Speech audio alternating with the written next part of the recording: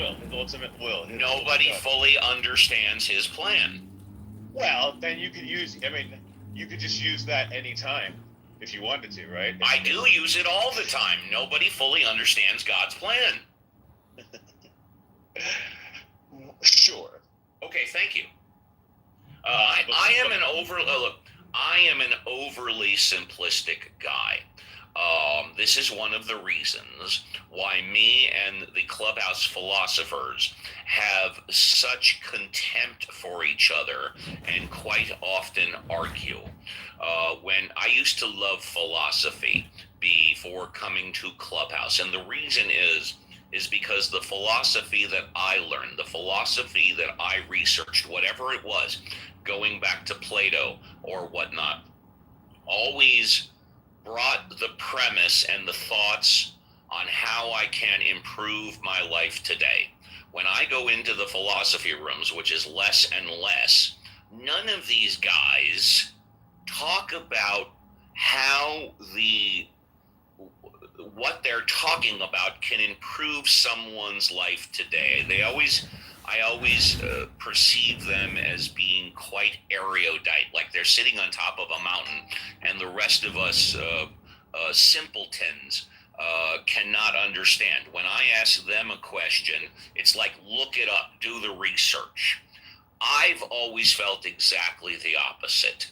If I can say something at a 5th grade level, I'm going to do it, even if I'm talking about something that is only taught at a college level. And the reason being, I want the most amount Steve of is a people professor to understand what I am saying.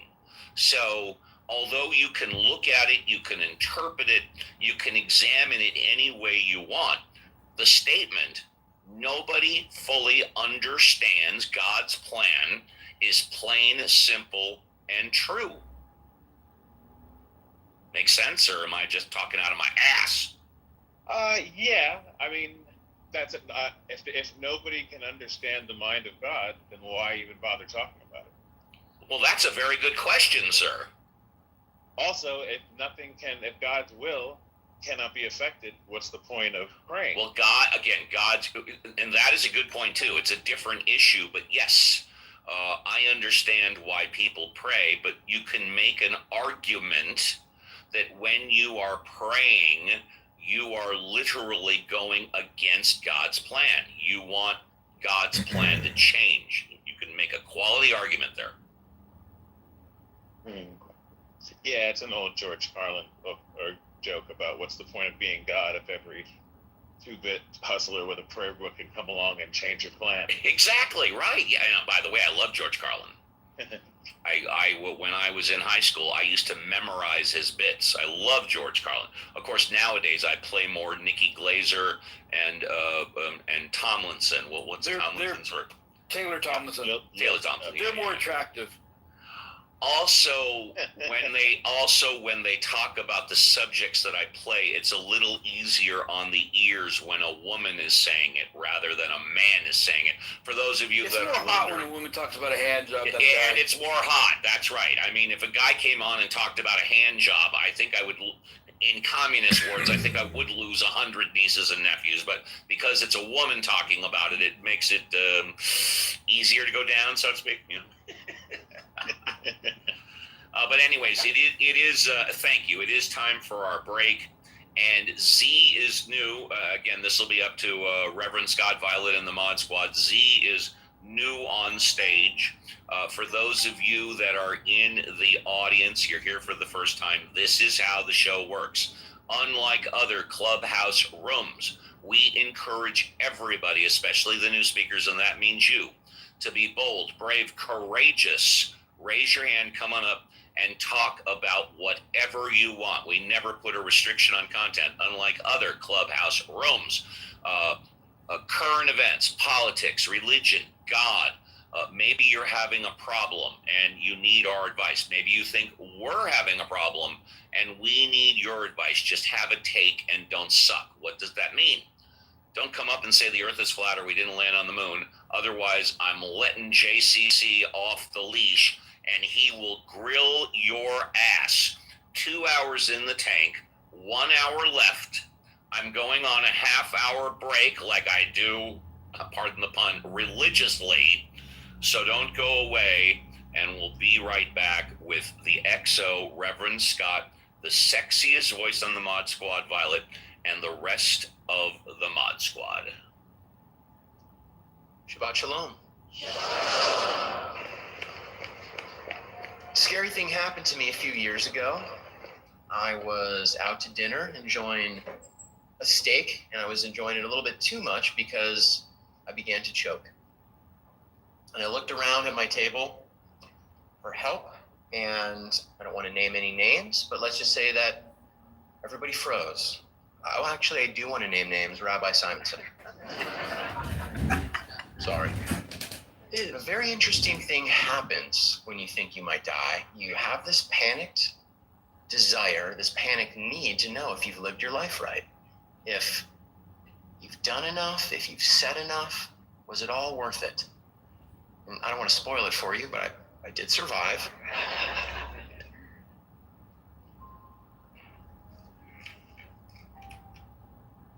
And you know that parable about the man who's stranded on a roof during a flood, and every time somebody comes by to help him, he says, nope, God will save me. And in the end, he dies, and he says to God, I've lived by your word. Why didn't you save me? And God says, I sent you a life jacket and a boat and a helicopter. That was me, buddy. We have all these chances to wake up and change the course of our lives. Everything can have purpose if you allow it. Thinking about switching careers? Maybe that's God pushing you. Hesitating about a big decision? That could be God telling you to think twice. Thinking about going all in on crypto? That might not be God. Ask your accountant what they think. I gave him that crypto chunk. But if you think God's plan is supposed to feel like something specific, and you haven't felt it, and you wonder if we're all in on some big secret that you weren't in on, let me tell you, you're in on it.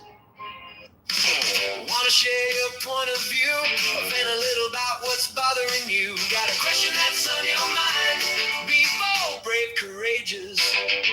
Come on up and get your fresh fire. What does that mean? Well, listen up. Have a take and just don't suck.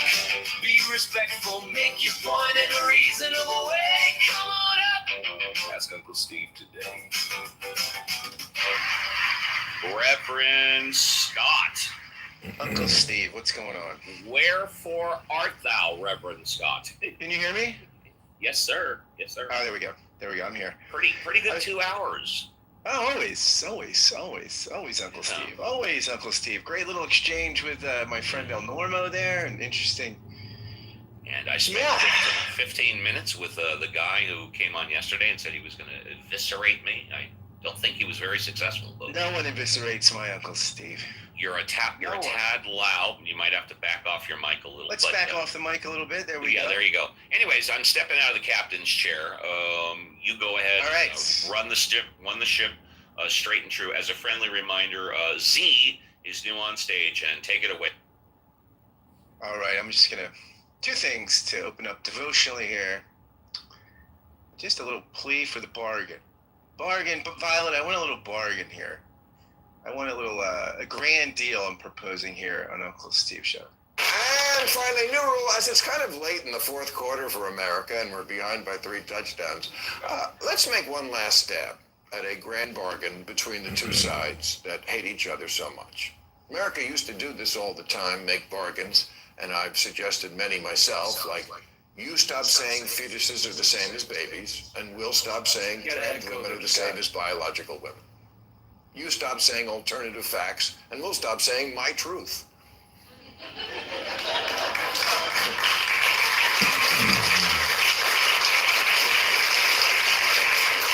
You stop saying thoughts and prayers, and we'll stop with the land acknowledgement.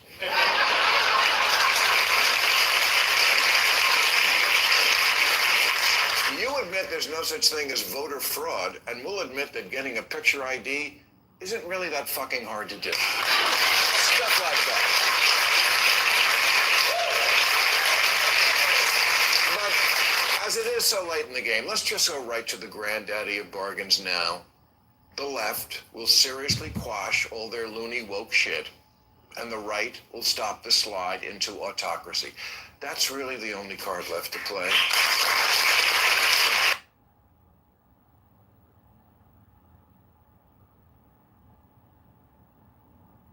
Yo, yo, yo. You know, Scott. Little, Sorry. little silence. Sorry, I had my mic turned down. I Had forgot to break kill the the echo. silence. There we go. Yeah, so that's My the only pleasure to break the silence. bargain, right? The woke shit versus the fact that we're losing democracy. And before I forget, sorry, communist. Go ahead, I Uncle was, Steve. communist. I was just reading your back channel. I accidentally pushed the wrong button. But the response to, and thank you for your back channel. I read them all and respond. The response to it is, I run the show the way I run the show because that's the way most people want me to run my show. And so that's the answer to your question. Sorry about that, Reverend Scott. Please. He runs the show, okay. and that's the way it's going to go. And we love the show the way it's run. And I'll just read a couple sentences from Emancipation After Hegel, Achieving a Contradictory Revolution, which is the best book, the most important book for me intellectually I've read in a couple of years. I think that's true. And this is something I wish we would all keep in mind during Clubhouse exchange. If I, for instance, take up a skeptical position and reject the certainty of any knowledge at all, the logic of my own position contradicts itself by establishing universal certainty about the lack of certainty. Or if I demand universal tolerance for all different belief systems, I inherently refuse to tolerate those belief systems that don't allow for tolerance. If, on the other hand, I tolerate the intolerant system, then I forgo the universalization of tolerance. In each case, the thesis is at odds with itself on the basis of its own articulation, not through the emergence of an antithesis that responds with a counterpoint. These are not exceptional cases, but instances of what inevitably occurs with any thesis. For Hegel, the thesis always generates its own contradiction, So before you pull apart someone else's logic, look at your own. Any position you have is internally contradictory somewhere, right? It never, there's no perfect logic, there's no perfect consistency. The contradictions are all the way down in all of our opinions. If we held to that, we might be a little more humble and a little more circumspect about our own judgments. But, that's a lot to ask on Clubhouse or even in life. Let's go to Z. Z, nice to see you. Welcome to the stage. Would you like a fresh five to tell us what's on your mind? Well, first of all, I do know that there's always interference everywhere in the universe, in the galaxy, on our beautiful planet. There's always interference, and we all have a choice to be constructive in the interference or destructive, and I've been both. So I will say I had to start laughing at some point because I'm like, I can't remember what what did I come up to say? And basically, I just really wanted to say hello and wish us all, including myself, peace and unity and abundance. And that no matter what water has gone under our proverbial bridges, there's always work to be done. And the work doesn't always have to be grueling, but sometimes it is, whether it's housework or, working on, I call it the side B of my record album of my life. There's just a lot of wonderful things going on if I choose to do the things that are, this is where it gets sticky, because I say, well, this is where God told me to do something, and that's not exactly what's happening, but somehow I do have a connection to something that I can't explain, because it does run through the course of my life, like the thread through a beautiful pearl necklace that just continues to grow, right? And I don't know what this experience is. I recently talked with somebody I care about deeply, and they had an experience on some mushrooms, and I'm like, This wonderful dude said finally, after some years of being on planet Earth, that there's something a little wacky going on. And, he talked about being able to see his legs through a table and all wild stuff in conversations. And maybe a lot of that can be scientifically debunked. I don't know. I just know that we're all in this together, and that's true. We are all in this together. We do influence and affect each other. I'm influenced and affected by people that I know, and I learned a lot of this being on Clubhouse because I was kind of, just on the, maybe had some ignorance going on, just skipping through my life. So I don't know what else to say except that whatever this entity is, I did try to become an atheist, and it didn't work for me. And I don't know if it's because, I was very, very young, pre-verbal, when people would sit with me at night and say, now I lay me down to sleep, and all that good stuff. And so, yeah, I believe in something way powerful than me, and I wish everybody here unity, abundance, and peace, and fun. And that's all I really wanted to share, and to say I love you guys. Hey, thank you so much, Z. I appreciate that. It's both reflective intellectually and heartfelt. Those are things we love on this show when somebody speaks from the head and the heart. Wonderful. Let's go over to someone new, Dr. Mitch. Dr. Mitch, haven't seen you on the stage today, and you have a really cool PTR. I don't know if that's a super being or what it is, but it's interesting and neat. Would you like a fresh five, Dr. Mitch, to share what's on your mind today? Hey, Reverend Scott. I just wanted to, actually, I think Z said everything I would have tried to articulate. So just want to be supportive. I just like to come up supportive. I don't know that I have any wisdom or pearls. Just try to be present, be nice to people, and it's the best. Do the best you can. That's about it. So lots of love to everyone. Thank you, Reverend Scott. Thanks, Dr. Mitch. Appreciate you just coming up to share the love. We love that, and we're glad to have you here, even if you just feel like hanging out and listening, which many people do. It's, again, as Uncle Steve said, functions kind of like FM radio for a lot of people, and we're thrilled to provide that service. Let's go to Alma. Alma, would you like a fresh five to share what's on your mind? Alma going once, Alma going twice. Then we're going to go to my dear friend from the north, Andrew Tutty, my dear friend. It's great to see you, my friend. Would you like another fresh five to share what's on your mind at the time of the last hour of the show? Well, Scott, thank you. I will, because you played something talking about the fourth quarter, I will mention two fourth quarters in the Canadian Football League yesterday. Very, very exciting. One was Calgary and Montreal, went right down to the wire. Calgary was behind 22-3 at the half, ended up tying the game 32-all, and were going down to score the winning touchdown with 20 seconds left. And didn't the guy fumble, and Montreal recovered and won the game. Very exciting. The next game was Hamilton and Edmonton. Hamilton had their backup quarterback, Trey Ford, who actually is a former University of Waterloo Warrior, wearing black and gold in both scenarios.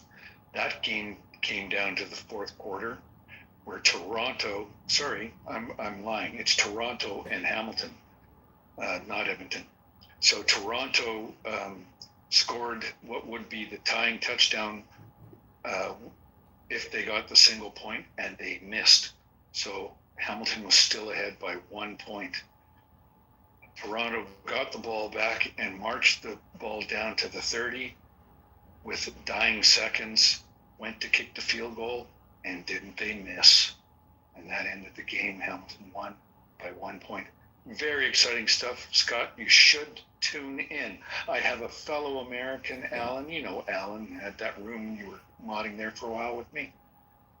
He has embraced the Canadian Football League entirely. I get little messages from him all the time during the games. So I encourage you once again to look north, young man, and watch the very entertaining sports. And of course, we have the World Cup final today, and I think it rained enough maybe to clear the air that people aren't running around in toxic fumes. So anyway, thanks, Scott. Thank you. Always a pleasure to hear. Andrew, you really, you might get me into Canadian football. Keep working on me. I'm like one of the. You be like an evangelical, trying to keep leading someone to Jesus. I love it, man. It's always a pleasure. You got to remember, Scott, that many of the players are from the United States. We just don't have that kind of population, and so. You'll probably, like, Doug Flutie played up here for years. I know that. Yeah, I did know that. Yeah. So, anyway. And Doug Flutie, I think, played for Trump's team, right? The Generals, I think. We won't hold that against him. Yeah, thanks. And, of course, the old Warren Moon, too, if you remember Warren Moon. Oh, yeah, of course. Great for the former Oilers quarterback. Yeah. That's right. Yeah. Thanks, Andrew. And maybe I'll see you in one of my pop-up rooms. Always a pleasure. Let's go. Oh my gosh, I think I might regret this, but let's go to Communist. Communist, great to see you. No regrets, Scotty. No regrets. No regrets. All right, Communist. Would you like a fresh five here in this last hour of the show to complain about me or the show or anything else you want to talk? Yeah. So I see that Steve was being dishonest with everybody. So, I looked at your PTR and. So I did a quick Google search and I found you on IMDb.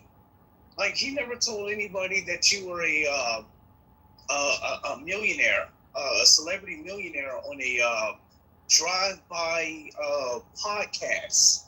You're on IMDb. Wait a minute. If Reverend Scott is a millionaire, I want some of that money right now. I would give it to you, Uncle Steve. Right, Scott? Will you be my sugar daddy? Oh my God! I would be your sugar uncle, your sugar nephew. We could have all kind of role plays. Communist, anything else?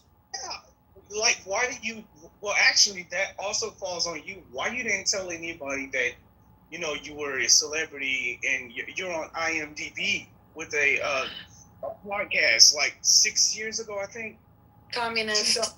I don't think you're looking at the right person on Google. Scott I don't Jones either. Isn't exactly an unusual name. It's not like it's Dmitry Petreskov. I think you're looking at the wrong Scott Jones. No. Reverend Scott does. Hello. Reverend Scott does have a YouTube podcast. Reverend Scott, do you want to give a plug right now or no? And you can find Give and Take, the podcast, on YouTube, or you can find me on Facebook. You can find me. I recommend listening. I actually just like to listen to the show, but I don't actually listen to my own show. But you can find Give and Take or New Persuasive Words anywhere you get your podcasts. So tune in to me, and if you like that Hegel quote, about Hegel, I read, the most recent podcast was with that guy Tom McGowan. Probably again one of the best intellectual interlocutors I've engaged with in a while. So yeah. All right, Communist. Anything Scott else? Jones, you didn't tell me that you were the dude from Counting Cars. Oh yeah, of course. I'm many things. I'm many things. I remember Counting Cars. That was Born Out of Pawn Stars. Exactly. So if you just Google Scott Jones, the first thing that pops up is going to be Scott Jones, formerly known as the man from Counting Cars, a TV personality. Sure, I'm so many things. Okay, Communist, anything else, my friend? Yeah, I mean, you're a millionaire, and Steve's been hiding this from everybody. Do you believe that's the case, Communist? Nobody ever asked me if Reverend Scott was a millionaire. Why am I hiding it? No, you never told anybody because you said that you know everybody on your JCC, I knew I would regret this. I knew it. I knew it. This is great. This is great content. No regrets. That's true. It is great. It's great for the show. Yeah, look, Communist, I do know everybody on my mod squad. I do have everybody's cell phone number on my mod squad. And I know personal things about their family lives. It doesn't mean I'm going to go and tell them. Someone has to ask. Believe me, I know a lot of personal things about the mod squad in their personal lives. but I haven't misrepresented anything. Nobody's asked. And if they were to ask me, I'd probably say, it's none of your fucking business. How dare you? How dare you? How dare you, communists? That, of course, is Greta Thunberg. I love that. I love that, sure. That's important for people to know that, you know, you're a celebrity, because you got people that's trying to get in the Hollywood business. And well, why don't you just ask him? Yeah, you keep presuming. Wait, communist. Why don't you just ask? A quick correction. Communist. Anybody that comes in the room, you're welcome to talk about it. Please listen, communist. You're making the presumption that you have the correct search of Scott Jones. So, like Steve said, ask Scott. Jones is the way to go. SCOTTKENTJONES, because I'm probably one of the only one of them in the world, and the only one with a significant social footprint. Not that mine's that huge, but if you wanna find me, Scott Kent Jones is always the way to go, and that's all my socials. But this is how it works. It's real simple. Communists, unmute and say, Reverend Scott, I have a question. Are you a millionaire? Very simple.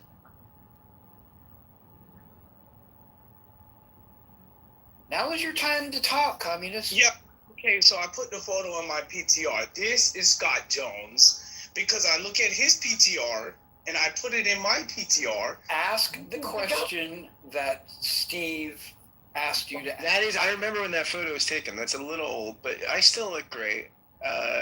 Yeah, see, I told you that's him. That guy's a freaking millionaire. I don't need that. You're mistaken. How am I mistaken? He's on IMDb. Where does this say he's a millionaire? And once again, you failed to ask Scott directly if he is a millionaire. IMDb. You're not. Hey, yo, bro. I muted you, right? So please, once again, How dare you? Source. How dare you? Ask Scott directly, communist. Your question. Ready? I don't need to ask the question. I see it for myself. You're asking me to ask something that I already know about. Ask no questions. I tell you no lies. You are wrong, communist. You believe the hype. You got it mistaken. I'm gonna move on, communist. Thank you. That was great to hear from you, bro.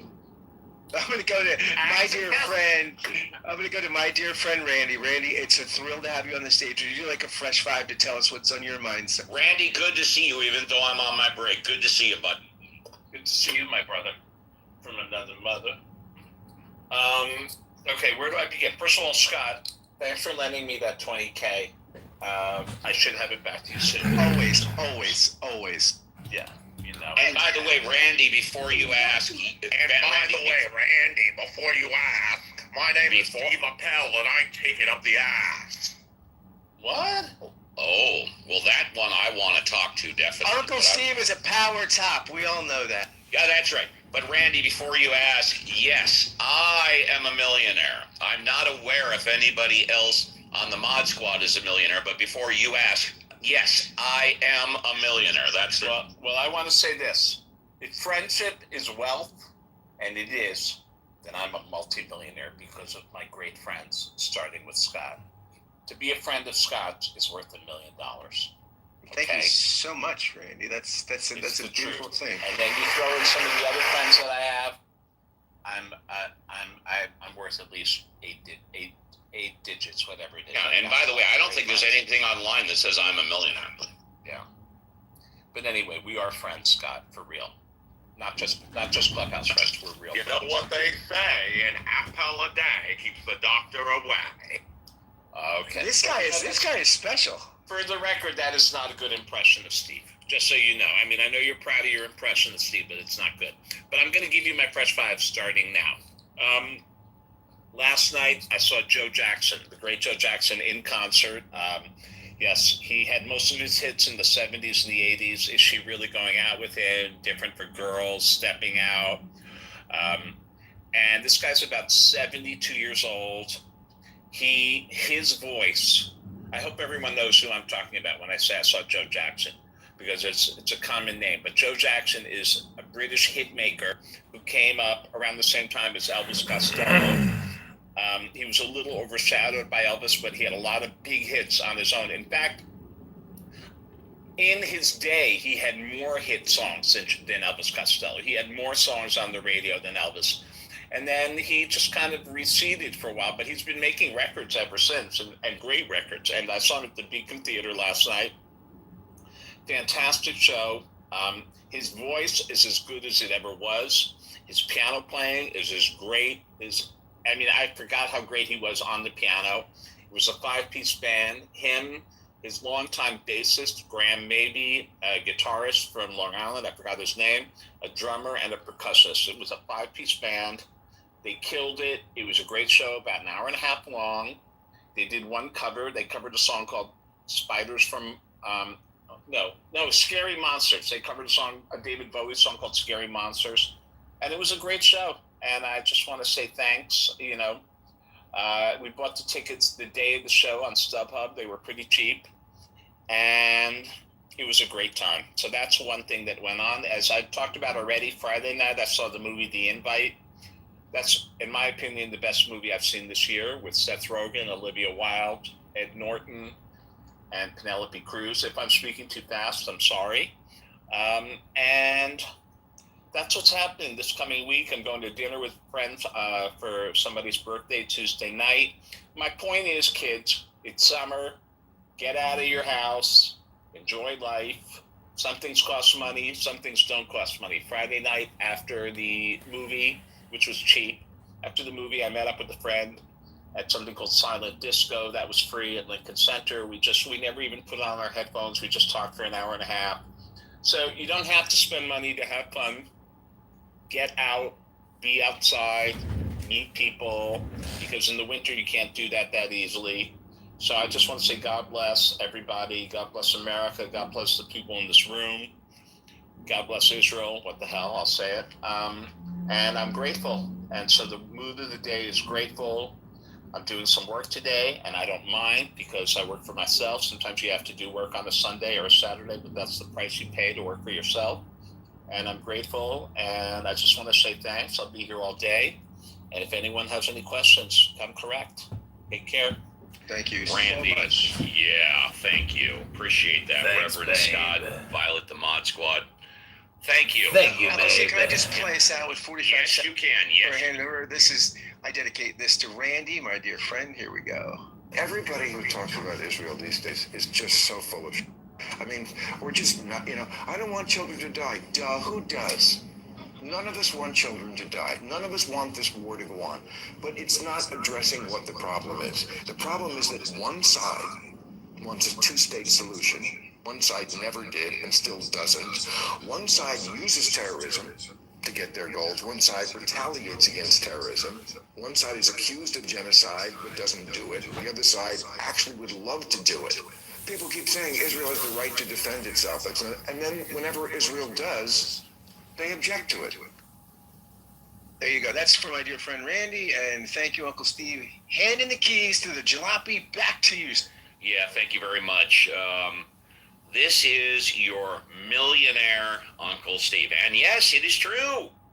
I am a millionaire. Absolutely true. I'm not aware of anybody else on the Mod Squad is a millionaire. I am. Then again, if you too were to own Casa de Appel for almost 25 years and, handled your money and your investments right, you too would be a millionaire. It's not that difficult. And I normally don't talk about it, and I'm normally not asked about it. Now, what is success? Prior to COVID, they said that up to $75,000, money was a direct correlation to happiness. This is no bullshit. Prior to COVID, your happiness was affected by how much money you made between $0 and $75,000 a year.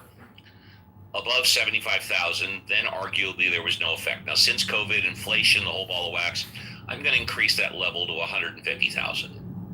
So I'm going to say, and again, this is just me, that the difference in salary or money that you make a year between $0 and $150,000 a year has a direct correlation on happiness. But once you go over 150 grand, let's say you make 200, let's say you make 250, let's say you make $500,000, $1 million, 5 million, 100 million.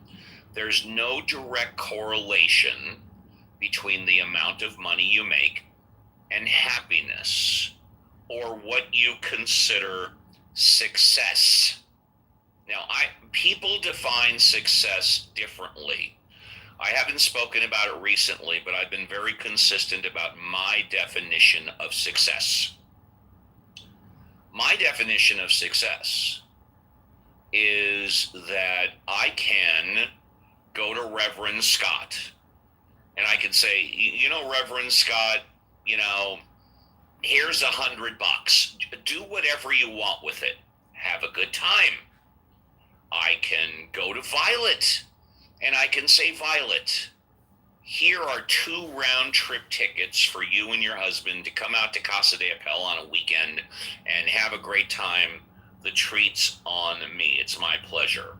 I can send JCC, $500 and say, you know what, thanks for all your support. I realize we've butted heads, but in the long run, you being in my life is better than you not being in my life. That to me is success. It's not how much money you have, but it's what you do with the money and the time that you do have. We've been running the show.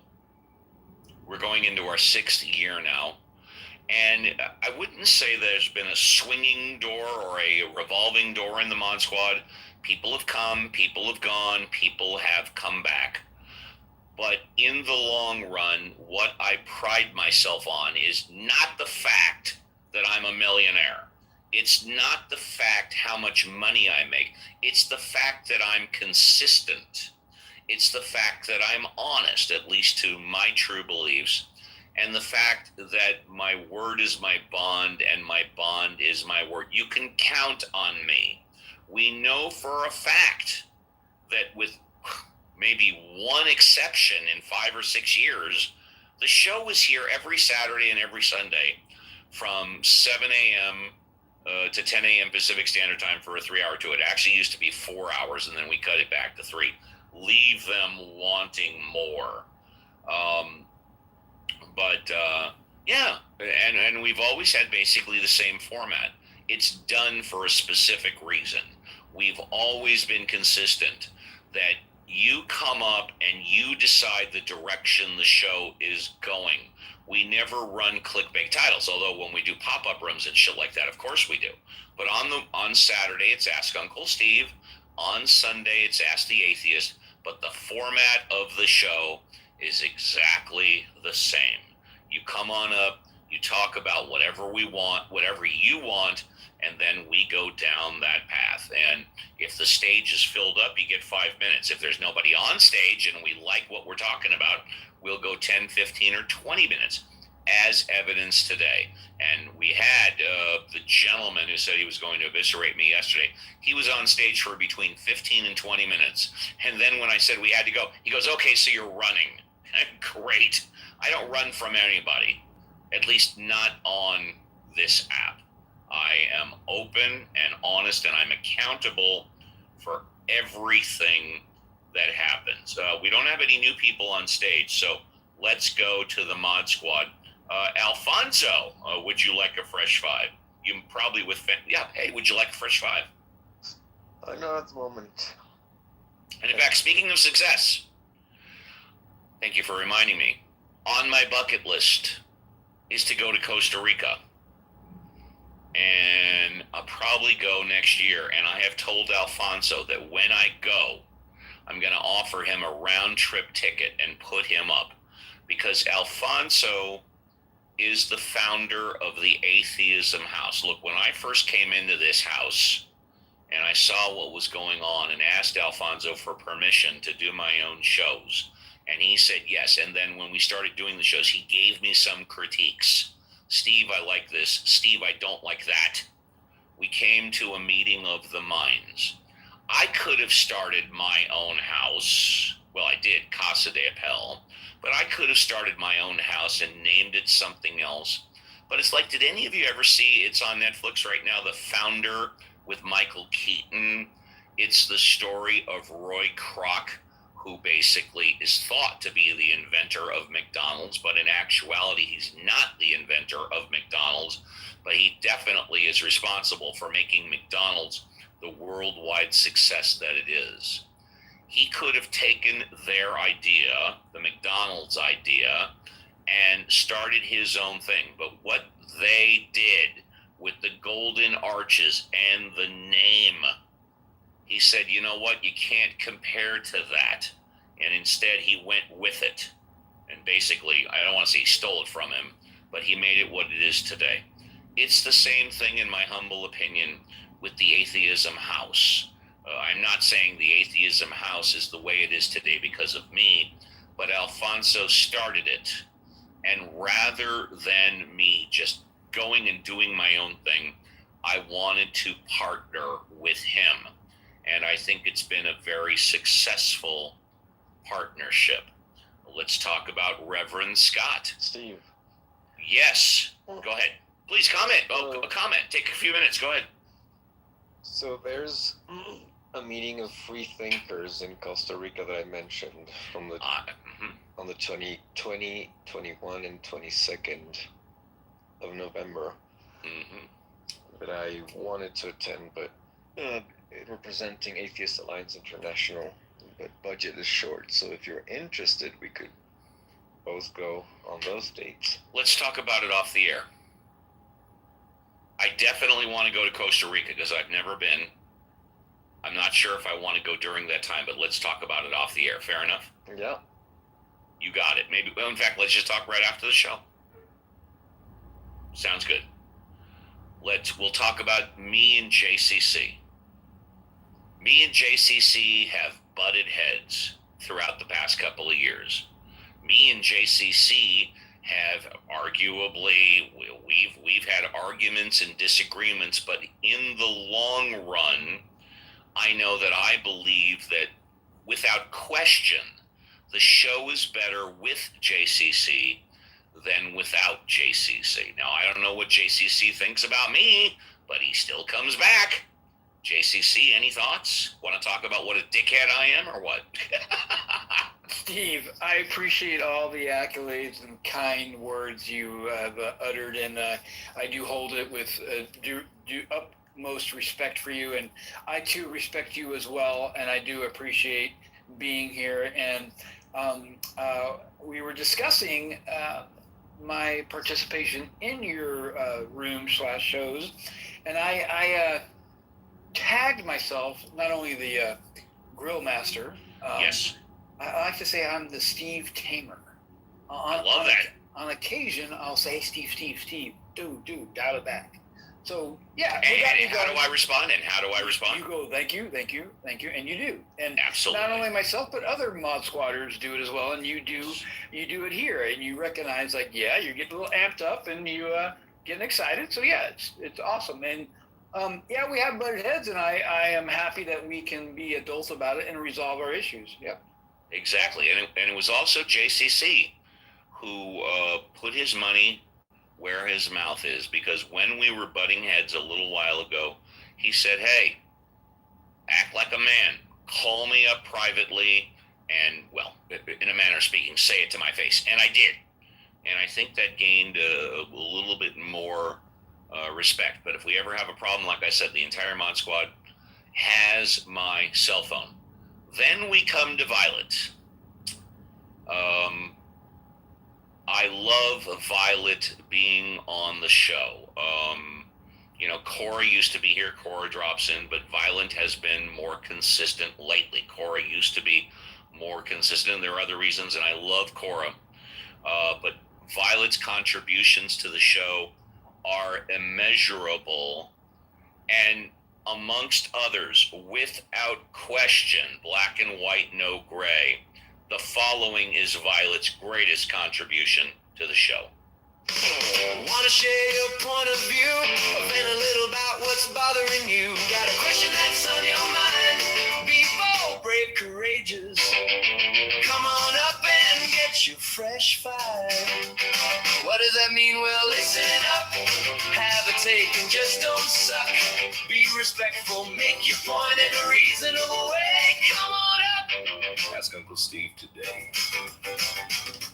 Now, Violet, I suspect that when you put that piece together and made that, you never in your wildest dreams thought I would play it as often and regularly, religiously as I do. Am I correct or am I mistaken?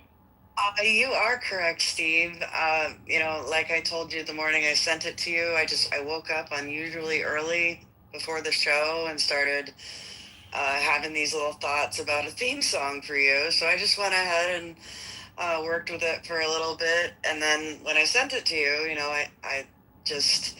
I thought this might make you smile. I just wanted to share it with you. And so when you played it that day, I just was blown away. I was like, oh my God, I did it. I was really excited and so glad that you liked it that much. Oh, yeah. And I mean, prior to that, we were doing, different, we were doing different things. And when I heard that, I go, that's it. And we've been playing that theme song since then. So in addition to the song, thank you for coming on here religiously, pardon the pun. Thank you for your contributions. There's no question that the show is better with you than without you. And then, of course, there's Well, wait a second, yes. Steve. I wanted to say, Please. I want to thank you. I found you and your show when I first started on this app, and I was very, very unsure as to whether I would fit in anywhere. If I had anything of interest to say to anybody with my life being somewhat average, which, I know there's nothing wrong with that, but I also felt very insecure. So when you asked me to join your mod squad, that helped my confidence in myself and helped me realize that I might have more to contribute than I was giving myself credit for. And that was because of you and your show and your mod squad. And I will appreciate that for no matter how long Clubhouse lasts or how long. I mean, I'm going to remember that forever. So it's my pleasure. And hopefully it gave you enough confidence when you started your own house show. Bring a banger or something like that. Well, yes, it was.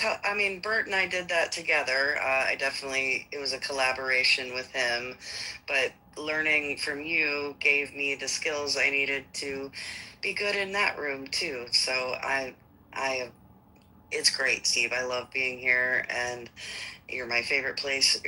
This is my favorite place to be on Saturdays and Sundays, and I love you, and I love the Mod Squad, and I love your show. Love you too. Then there's Daryl, one of the more recent members of the Mod Squad earlier in the year. And in fact, I don't know if Daryl's spoken today, but he's our financial guru, our financial expert. By the way, Daryl, are you there? Unmute if you are. I am here. And I know that I went against your advice, buddy. I was asking, I went against his advice. StockX, right? It's SpaceX, that's correct. SpaceX, sorry. For those of you that don't know, Elon Musk SpaceX opened for commercial institutions at 135. A couple of hours later, it quickly went from 150 to 165. Nobody like me could buy it at less than 165. It went up to 205. Then it started going down. Daryl said, wait till it gets to about 125 or something like that, where it closed on Friday. I bought it 2 days earlier at the 135, 136 level. So I listened to your advice, but I kind of bought it at the 135. Screw that guy, right? And, one rule we've always had on the Mod Squad, come and go as you please, no harm. I'm prepared to, if people want to hear me read fucking news for 3 hours, I will. But I'm always prepared because we have a 5-second rule that we don't talk about. But Daryl's presence has always been welcomed. And Daryl, we appreciate you being on the Mod Squad. Thank you, sir. So SpaceX is a hold position, right? So yeah, you got it in 130. 135. 135. I actually think it might dip as low as 121. Yeah. But I do think if you hold it, I don't know if you're like a day trader or anything like that. I think if you hold on, I am not. No. Just hold on to it. Yeah. You know, it's not going anywhere. They broke the rules so that it could get into the S&P 100, which means it's going to sit on books. I really do feel for the people who got in at the highest high, and some of those, people, quote unquote, were managed 401k accounts and pension funds, and some people are not looking at their quarterly statements smiling anymore. But if you sit and hold it, it should rebound to 150 February. February maybe. News brings stock rises, right? So right now there's really nothing to talk about. So the hype is over. Now you actually have to see how the company performs, and that's just fundamental analysis. You just have to see what they do.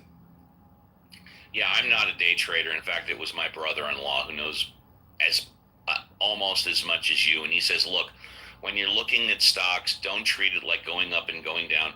Treat it as your car, or treat it as your home. Yeah. You're not looking at the value of your car or your value of your home every day. You buy it, and you might check the value, a couple of times a year, but use it and have fun with it. And I'm no day trader. In fact, I'm extremely conservative. Thank you very much. And did you want something else? Go ahead. Yeah, just some stuff on the economy, not so great. So foreclosures are 30% higher than they were 2 years ago. Student loan debt has doubled. Student loan delinquency, have doubled. Medical delinquencies have doubled. Credit card delinquencies have doubled. And credit cards, there was a report that somewhere like 87-88% of people who actually own credit cards are within 10% of their credit limit. And so some of this doesn't bode well, and they're trying to model out what this means. But those are just some notes on the economy. Thank you. And Tanya, I see you. We'll get to you in a couple of minutes. And last but not least, of course, is Reverend Scott. Reverend, are you there? And Reverend, are you there? Well, there we go. Okay, so, what can I say about Reverend Scott? What can't you say? That's the question. I'll tell you this. Reverend Scott co-hosts the show here on Saturday and Sunday, and then he co-hosts Gary's show, The Critical Thinking, Monday through Friday. Gary doesn't come here pretty much. I don't go there pretty much. And what Reverend Scott did is what I advise all people that are getting into broadcasting, podcasting, having your voice heard. You take the best of what you learn from other people and incorporate it into your own style. And that's what Reverend Scott has done. He has taken the best from me. He has taken the best from Gary. And then he does his own podcast, and he does it his way. But he learned from us and then molded it into his own style. And that is the same advice that I give everybody else. And once again, just like all the other Mod Squad, Reverend, the show is better with you than without you. Any thoughts before we go to Tanya? Well, thank you, Steve. That's great. I appreciate it. I love the show. What you and Gary have shown me that I still don't emulate is consistency. I mean, you guys are available at the same time, same place every week. I'm more of a sort of spontaneous pop-up guy, but I do, I've been podcasting for years. I got into Clubhouse originally with another friend. We thought we might use it as a podcasting platform, and I did not like it for that function. But I did not expect to like Clubhouse as much as I did. And it's become something that is a regular part of who I am, and I love it. And I love being here on the weekend, Steve. It's super fun, and I think we've got a great thing. I'll probably pop a room open today too, just to for shits and giggles, as they say. So look for me, everybody, and it's great. And I will probably be there. And if you're in the audience, maybe we can accommodate one more person because we're ending in 10 minutes. But Tanya is here. Tanya, good morning. What a pleasure to see you 2 days in a row. Hi, what would you like to talk about? I know. So I know that the show today sometimes turned into a complaint department, so I would like to give some final thoughts for the compliment department. Please do. Okay. You and the mods are pretty much the only reason I get on Clubhouse on Saturdays and Sundays. I'm never on it other than that. And if I'm not on stage, I'm listening because it's entertaining, it's thought-provoking, and it also gives me an ability to improve my public speaking because I am, according to the MBTI, 100% introvert. So this provides me an opportunity to have a voice and speak. I'm similar to Violet, where I don't have a lot of self-esteem. So I appreciate the opportunity. I have always found both of your shows that you're passionate about what you talk about, and the other mods are too. And you're always respectful, and I love the fact that there are different personalities here that enhance every conversation. So I just wanted to put that out there. Change the complaints to compliments, and say thank you for everything you and the mods do.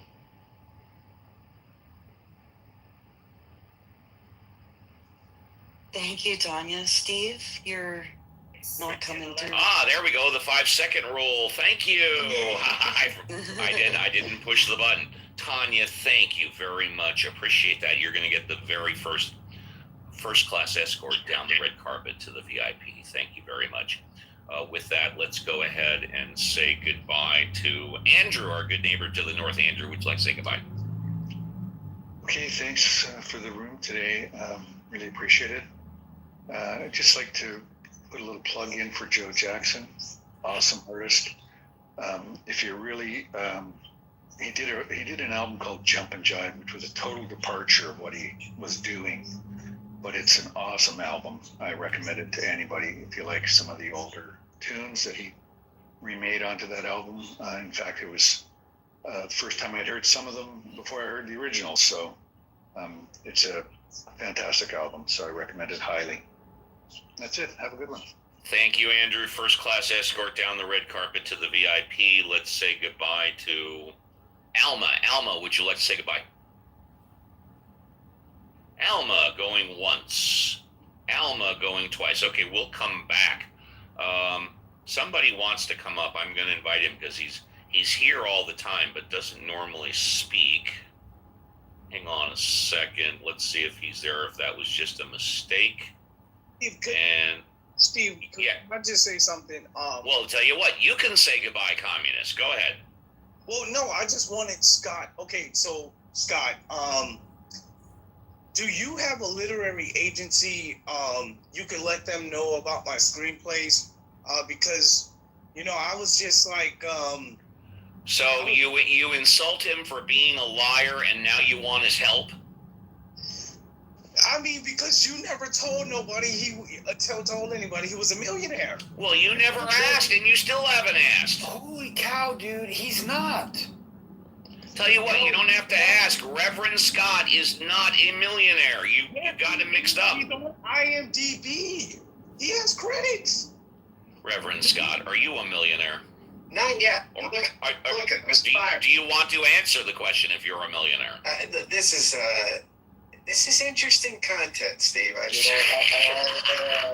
it's bizarre. He's accessible, which is fine. Are you also involved in screens and films? No, I do. You have a film credit in a documentary as a sort of researcher. Yeah, but would no. you have the capacity to help somebody in the film industry? No. Okay. Communist, you are completely mistaken. Well, Steve, since would you care to fund me some of your investments? Or No, because all you've done for the past couple of months is complain about me and my show and accuse me of being a liar. No, I don't want to fund you at all. No.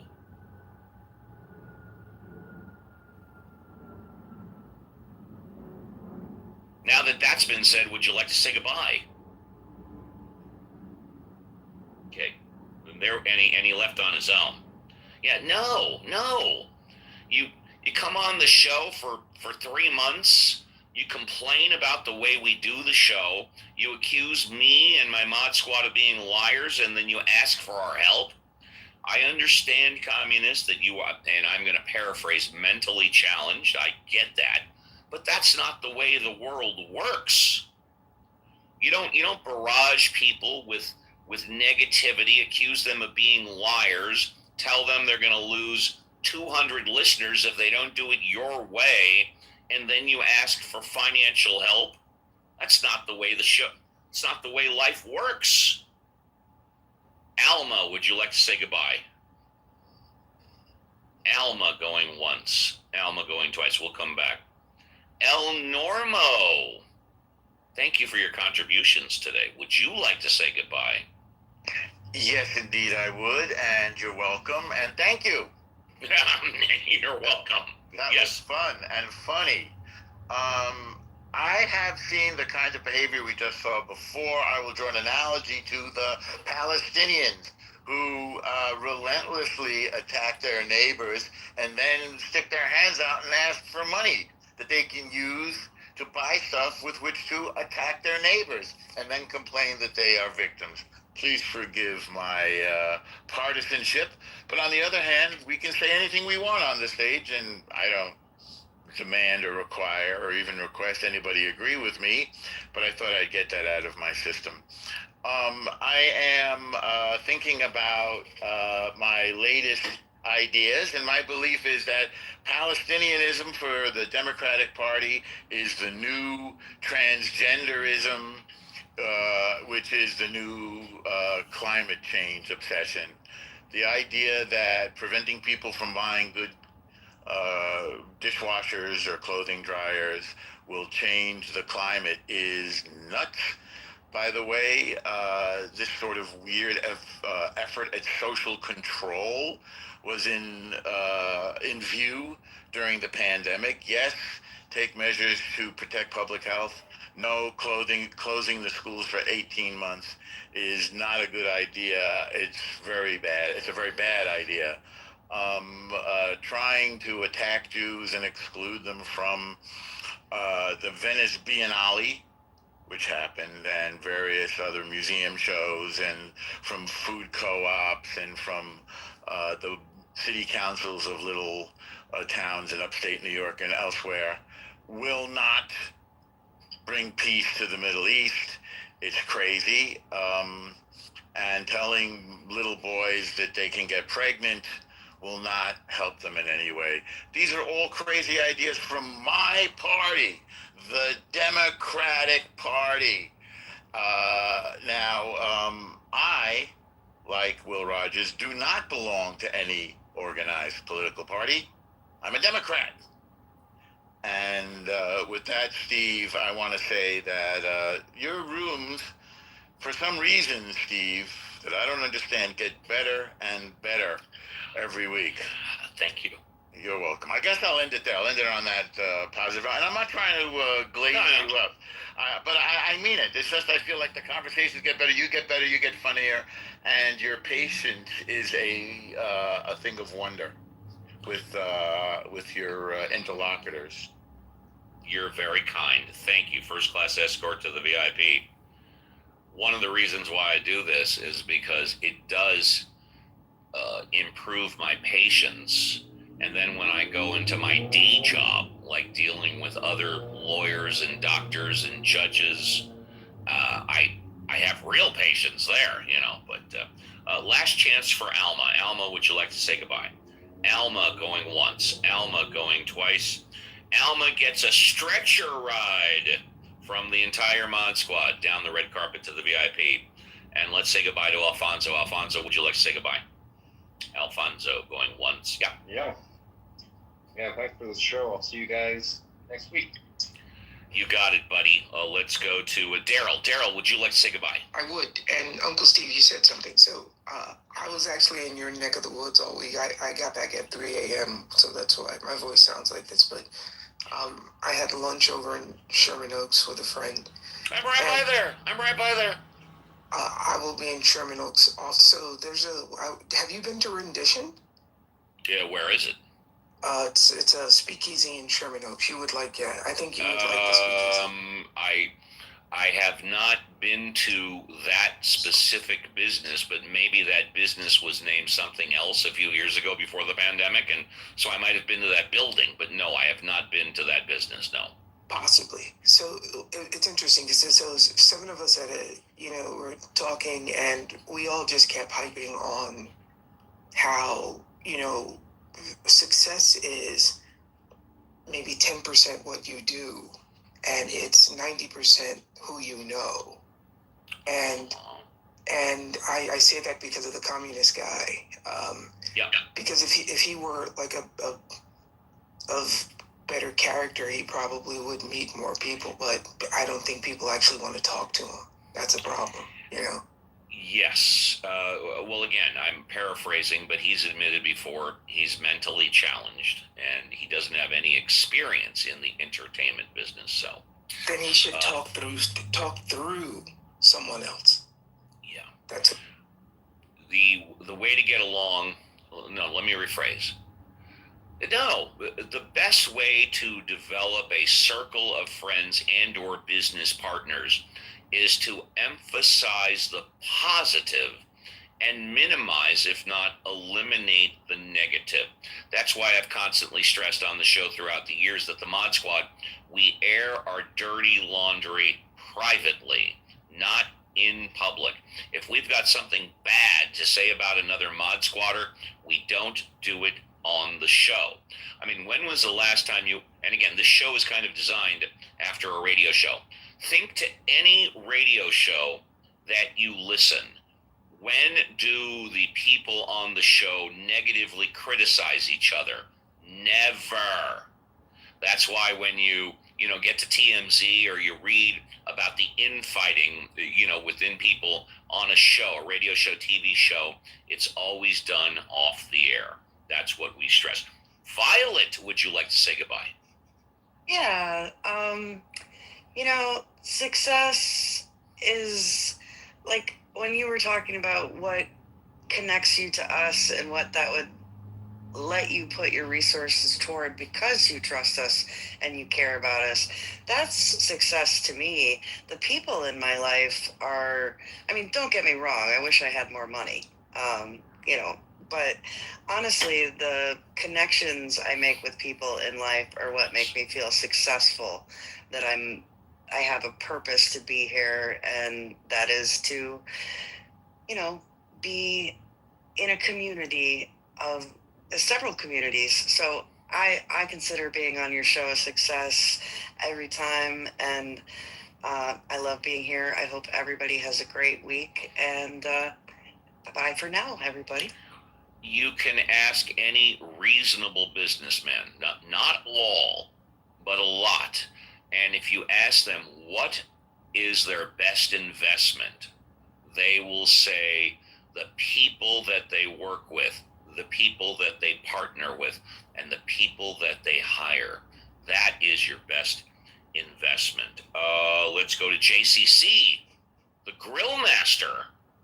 Great. I love that title. Would you like to say goodbye? Of course, Steve.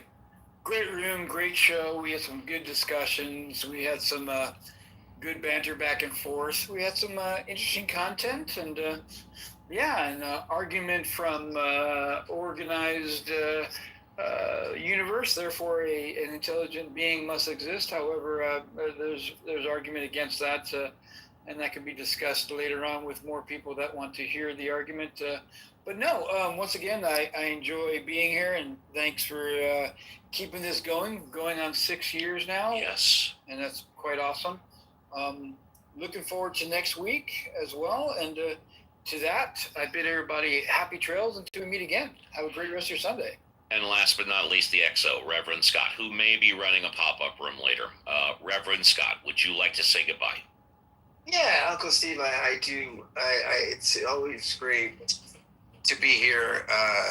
Yeah, that was interesting. I do think that, to JCC's point, I think oftentimes both the theists and the atheists that come on here are a lot more confident of their arguments than maybe is warranted. I think that, look, the world's a messy place. I think to a lot of people, it looks purposeful and like there's meaning and it must be designed. I think to a lot of people, it looks chaotic and cruel and red in tooth and claw. I think both of these are really reasonable approaches to a world as complex as ours. And I think we ought to engage each other with some humility, sympathy, maybe even empathy, and realize most people believe what they believe because for good reasons, for an amalgam of intellectual reasons, emotional experiences, life journey sort of factors. And so I wish people would approach people with some understanding rather than thinking that people are so stupid and have never thought about their beliefs. Most people have thought about them quite a bit that come on here. So thanks and goodbye, and I will see everybody hopefully next weekend, maybe even today if I pop up in a room. Last but not least, Marshall, I haven't heard from you all day. I don't know if you spoke, but Marshall, would you like to say hello and goodbye? Hello, everybody. Goodbye, everybody. Thank you. And with that, y'all, we are done. Great show. Without question, better with you than without you. On behalf of the Mod Squad, we wish you and your families a great remainder of your weekend. We will be back, as always, next Saturday, 7 a.m. Pacific Standard Time, and next Sunday, 7 a.m. Pacific Standard Time, for another 3-hour tour. And we'll close it with this. A lot's been made about consistency. And yes, we have been extremely consistent that we are basically here every Saturday at 7 a.m. Pacific Standard Time, every Sunday, 7 a.m. Pacific Standard Time. We make small little changes and corrections based on what everybody wants. And yes, you can send me a back channel. I not only read them all, I respond to them all. But it's not only about consistency. It's not only about honesty. It's not only about critical thinking by osmosis.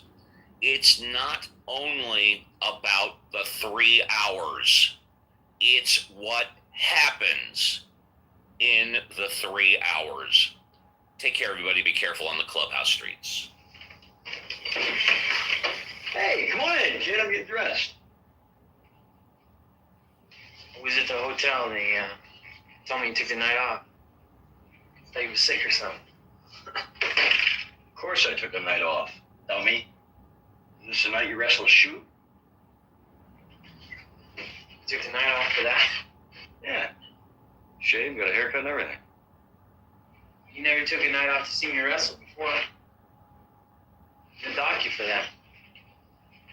Hey kid, money ain't everything.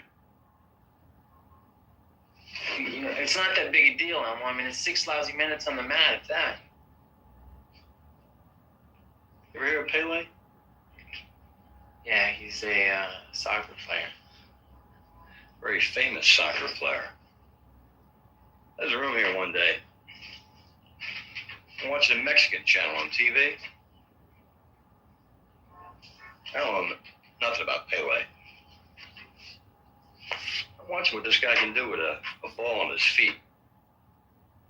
Next thing I know, he jumps up in the air and flips into a somersault and kicks the ball in upside down and backwards. The goddamn goalie never knew what the fuck hit him. Haley gets excited and he rips off his jersey and starts running around the stadium, waving it around over his head. Everybody's screaming in Spanish. I'm here sitting alone in my room. I start crying. Yeah, that's right, I start crying. There's another human being, a species which I happen to belong to. Kick a ball. Lift himself. The rest of us sat as human beings up to a better place to be, if only for a minute.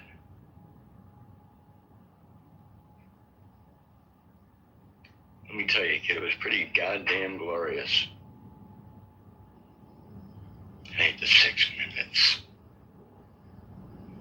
It's what happens in that 6 minutes.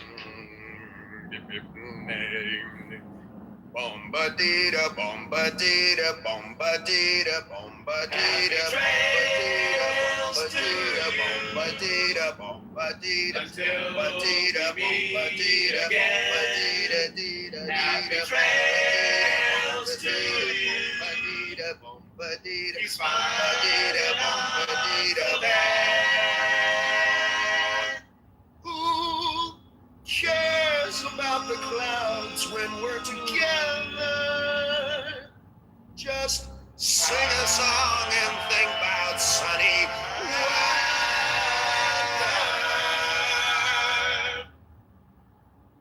Happy trails to you till we meet again.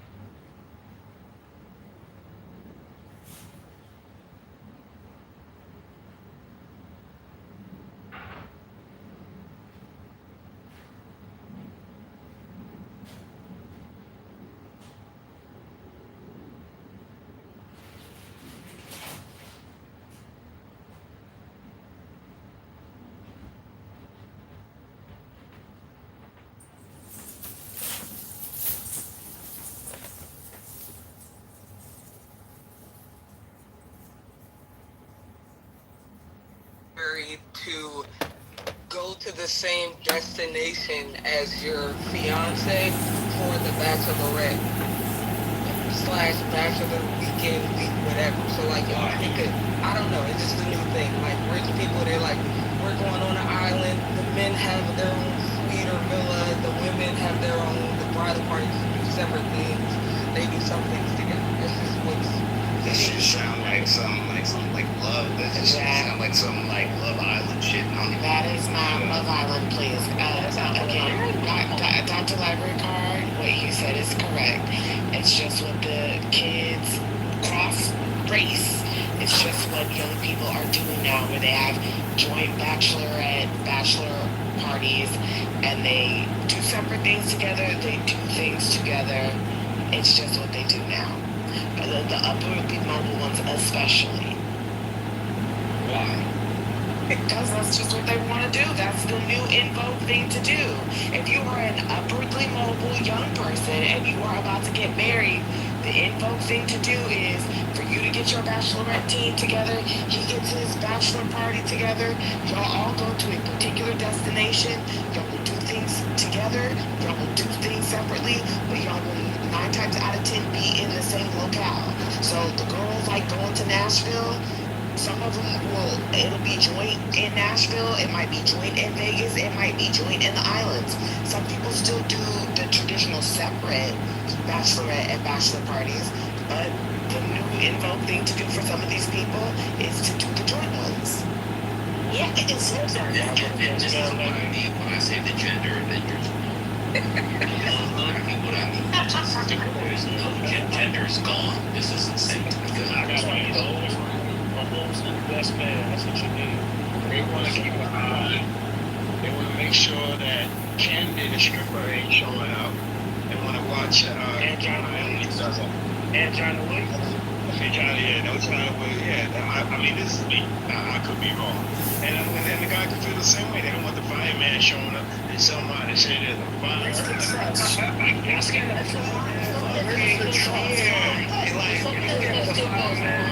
Like, it's really about, you might do some events together, but some things are still separate, so those things still can go on. I know a person that did it because they said that his friends, they don't plan good things. His wife, or future wife to be at the time, and her friends planned better events. And so, like, linking it together, it became a better trip. That's good. He was a good best man. It was smart. It's not gay. No, so hold on, T, you wanted to say something? Get off the chair. Go ahead, brother. Sister. T.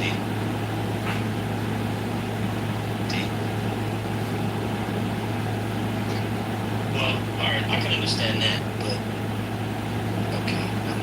Alright. Yeah, something like that. I don't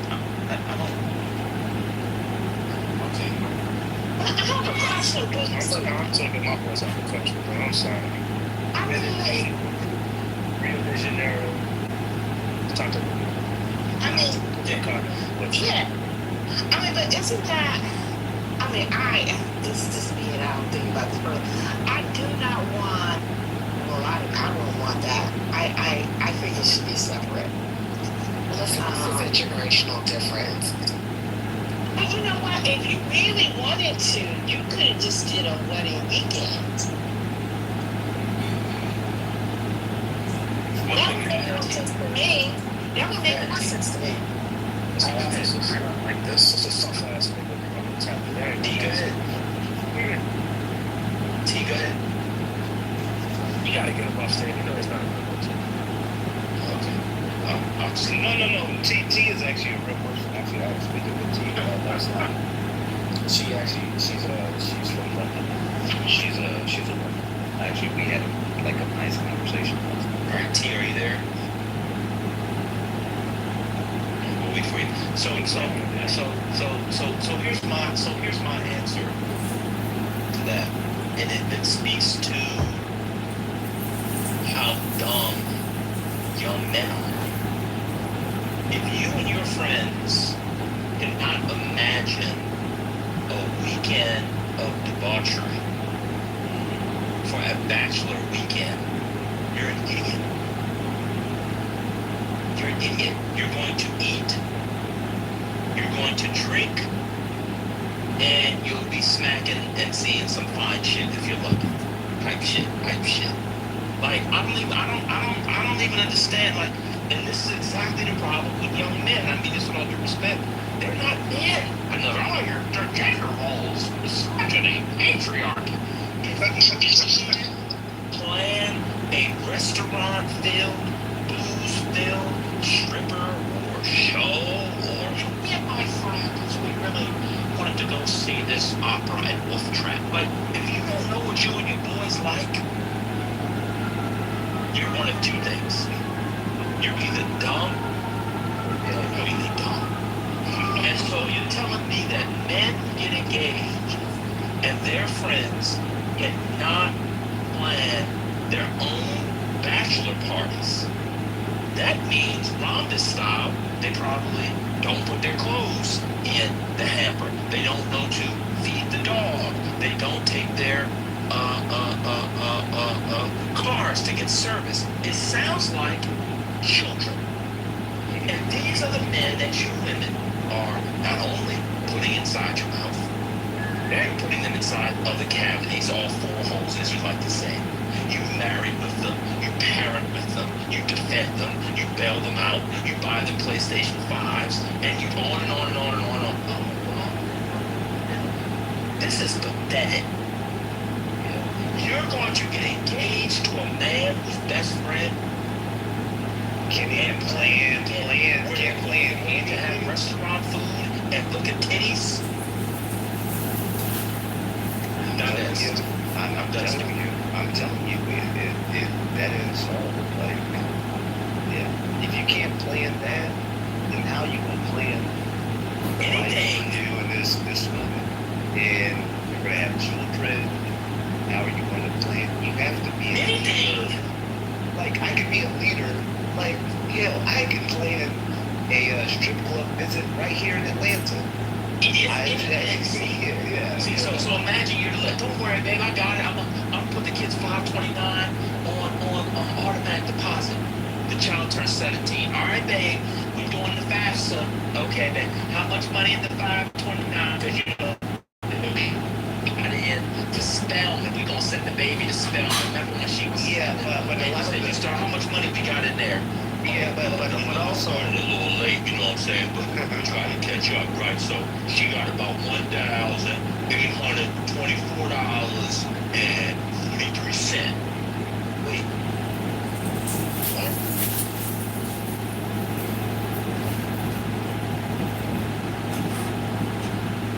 Y'all telling me this is Gen Z, man? Back to the conversation y'all was having the other day.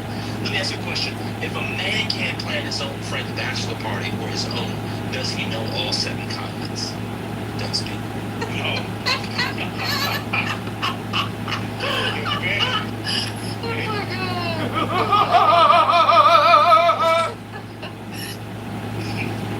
Gender Avengers, man, you're on a roll. It's not just Gen Z, I think. I don't know, if you saw that interview where they asked him, should they question was it it's for like her religious side, like do you think this doesn't change religion every 5 years? And she said she would rather say about some religion not comfortable with her. Those beliefs, and she pursed her lips as if to say, I'm done speaking. Do you want me to read it random now from like iOS 2? Or could you not narrow that? Nothing. I download this class on the easy. That's yeah, 10. Do it. Like, if you have small tits, yeah, is it appropriate to go to the grocery store in a sports bra? It depends. So I have SoCal, women do it all the time. In a sort of, I've just come from the beach/party. Way. I mean, like, if you're in the world, what are you gonna do? Probably, yes. I think it's okay. I mean, and I hate to, beautiful young lady, but if you're like hideous and ancient, no. Because that just hurts everyone's eyes. You know what I'm saying?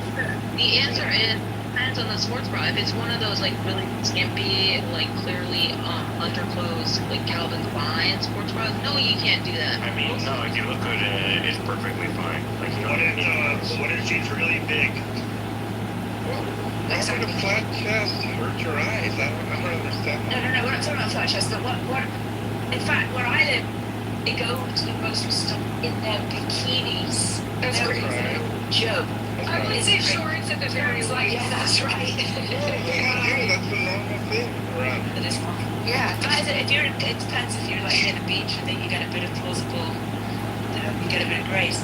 But if it's like one of those, these big coverage ones, they're not that much crops. It's gonna be cutting out videos. Yeah. If you already have small boobs though, and you put a sports bra over the small boobs, your chest is gonna be like a pancake. Why would you want to walk around like that? Many do. Well, I mean, because it's hot outside, so you just want less clothes on. Are you asking for approval, Whitney? Or you want to get do it, and also expect, do it to the around you. Yeah, I'm at Trader Joe's and I forgot to bring a shirt. Yeah, go ahead, go shopping, no big deal. I actually bought a cute crop top the other day.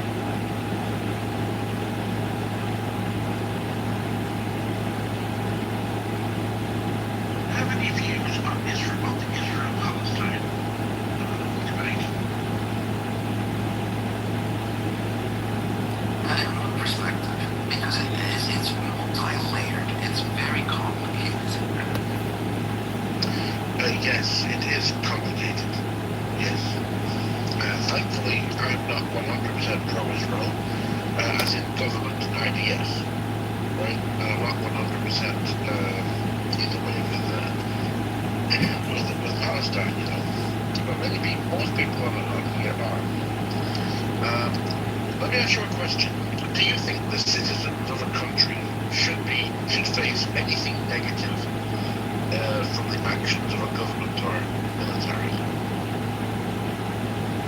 Wait, citizens of a country? Yes, which country are you from, sir? I'm from the United States.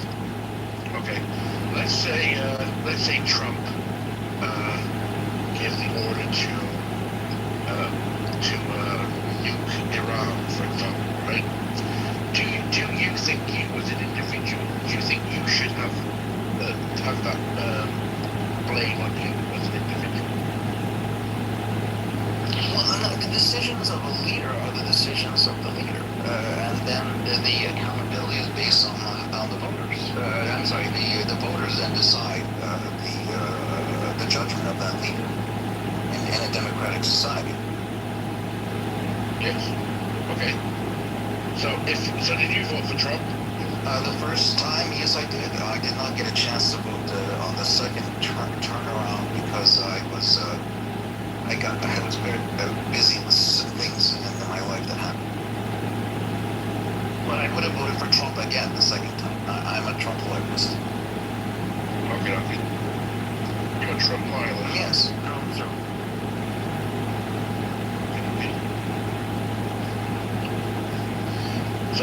So what did you say? What did you say, Sam? Did you say that citizens of a country should be held liable for the act? No, you said that. No, I'm asking the question.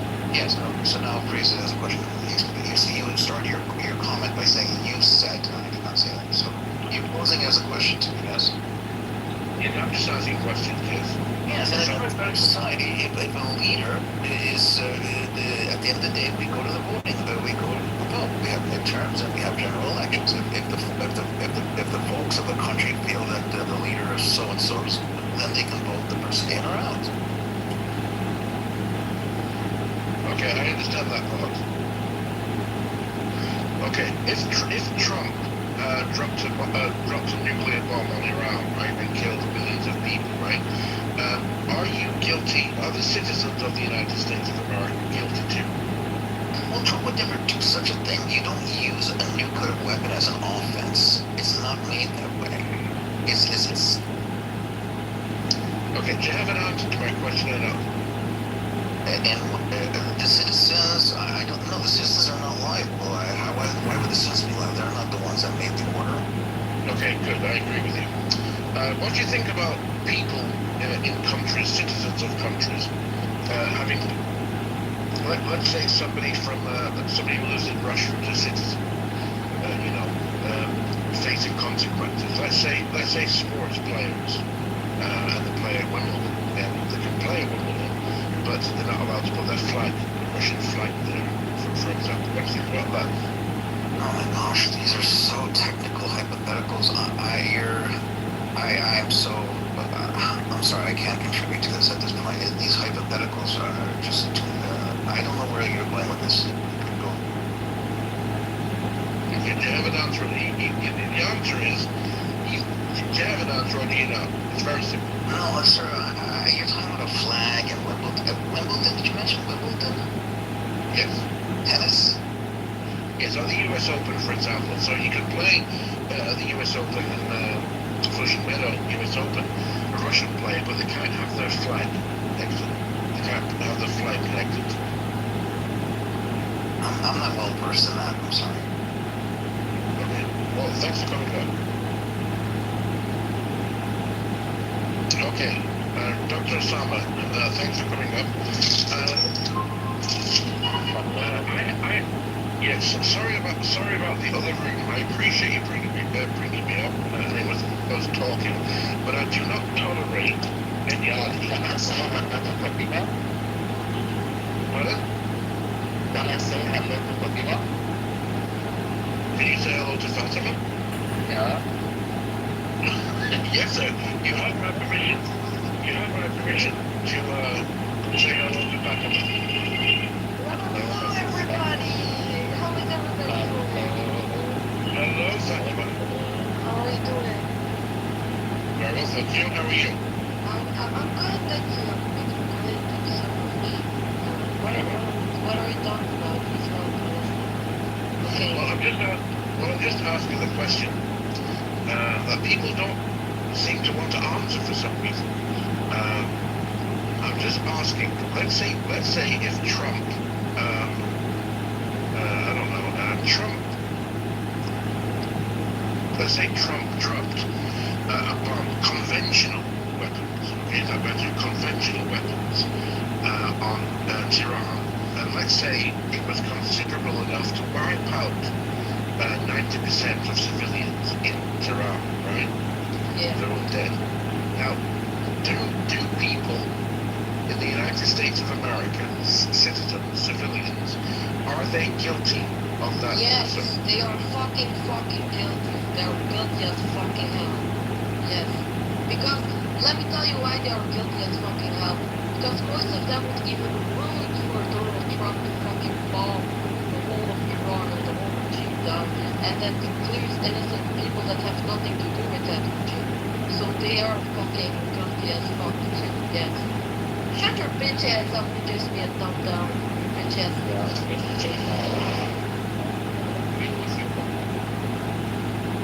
Yeah, I think people of America are very guilty it's not all people of America, it's people, there are a lot of people in America who are brainwashed into thinking that all of the people in Iran I love you. I'm talking. I love you so much. There are people in America that think that all the people in Iran love that fucking Islamic cultic regime that they're living under. That's not true. So they don't feel sorry for them being killed. They don't feel sorry for those innocent people being killed because they think they are terrorists as well. But no, it's not true. A lot of people, especially women, they dislike that regime. They don't want that regime. They don't want nothing to do with that Islamic regime. So no, we should bomb the whole of Tehran to get rid of the regime. It's stupid. And first of all, I don't think America should mind their business because I think Iran should fix it from the inside out. As we have seen before, America has done nothing with the Middle East, but like all countries, they try to help in pieces.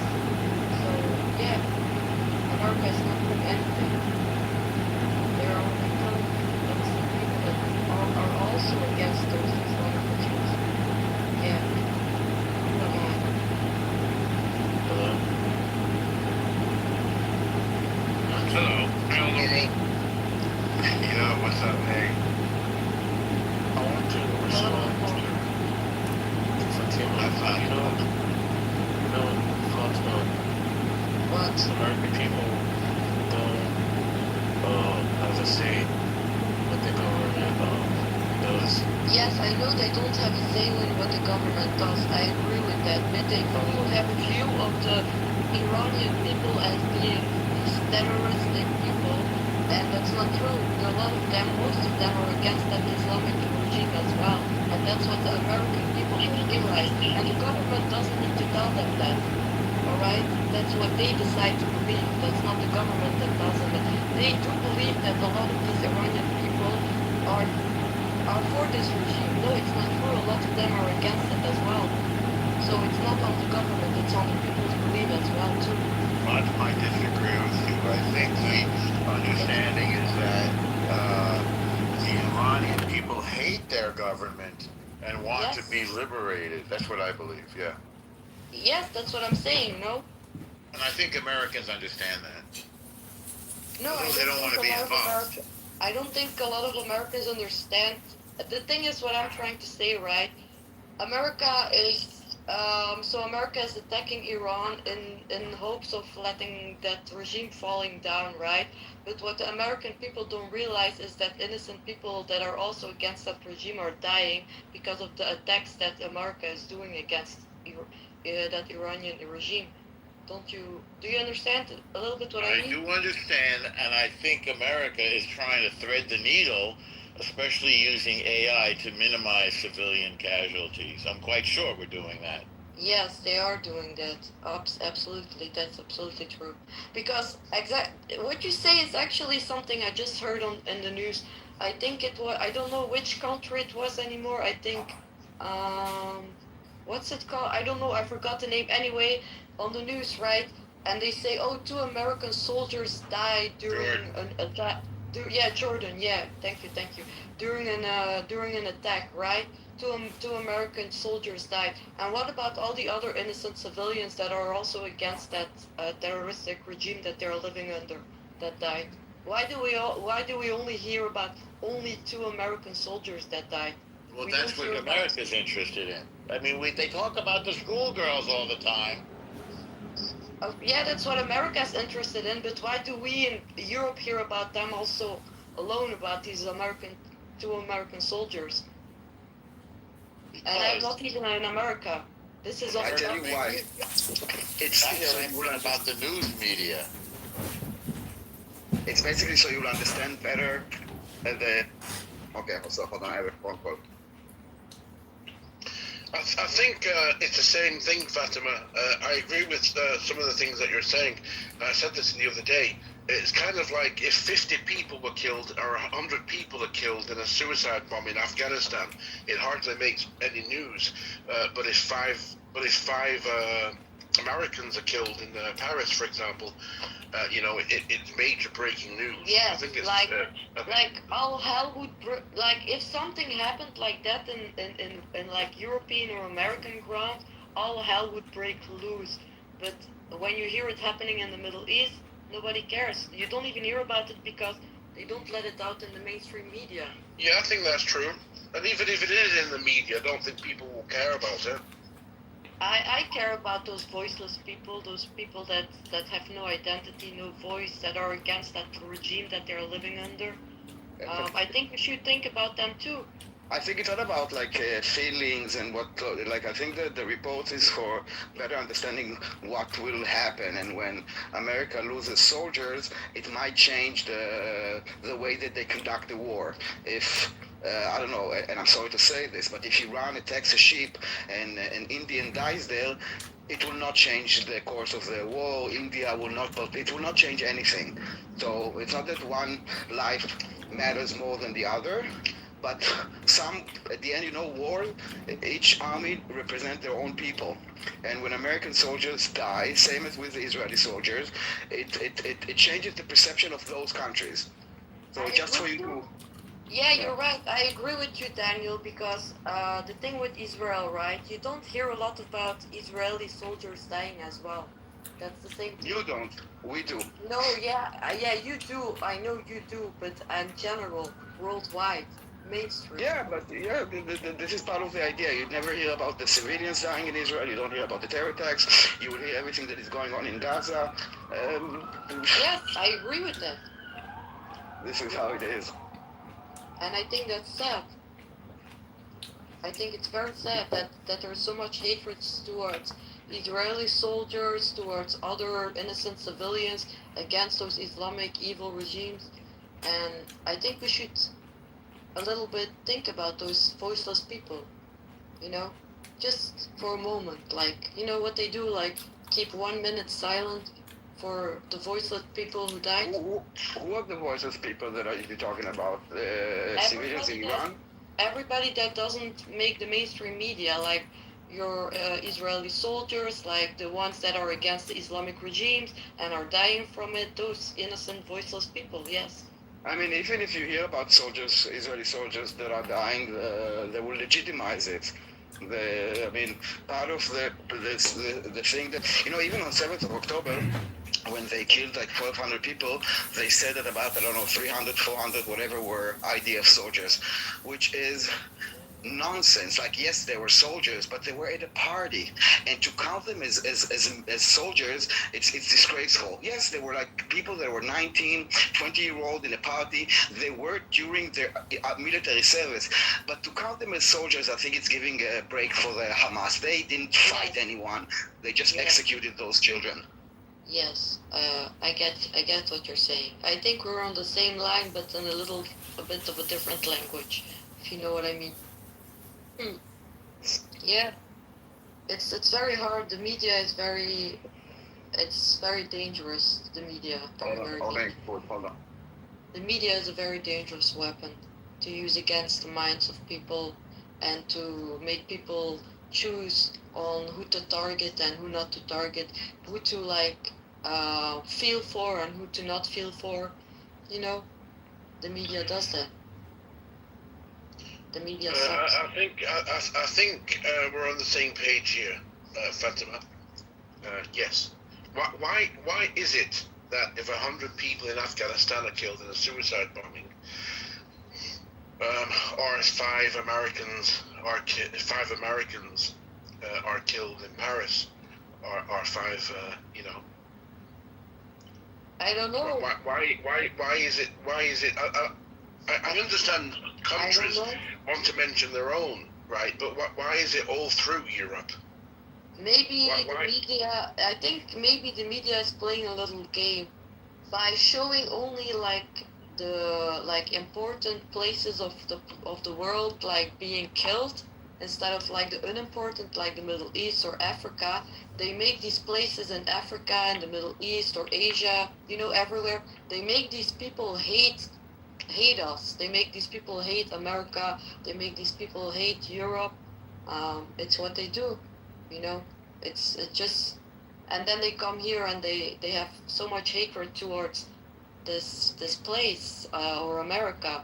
That's what they always say, right? That to America, It's all because of the media. The media is showing only the deaths of the American people, and then the Middle Eastern people or the African people, they all start to hate America and Europe for it. Because they are not getting recognition for their own people dying. Because of that evil regime, that disgusting, filthy, Islamic, pedophilic regime. Wasn't this room, the title was, Can Arabs Live Peacefully with Israel? Arabs can live peacefully with Jews, yes, but Muslims cannot live peacefully with Jews.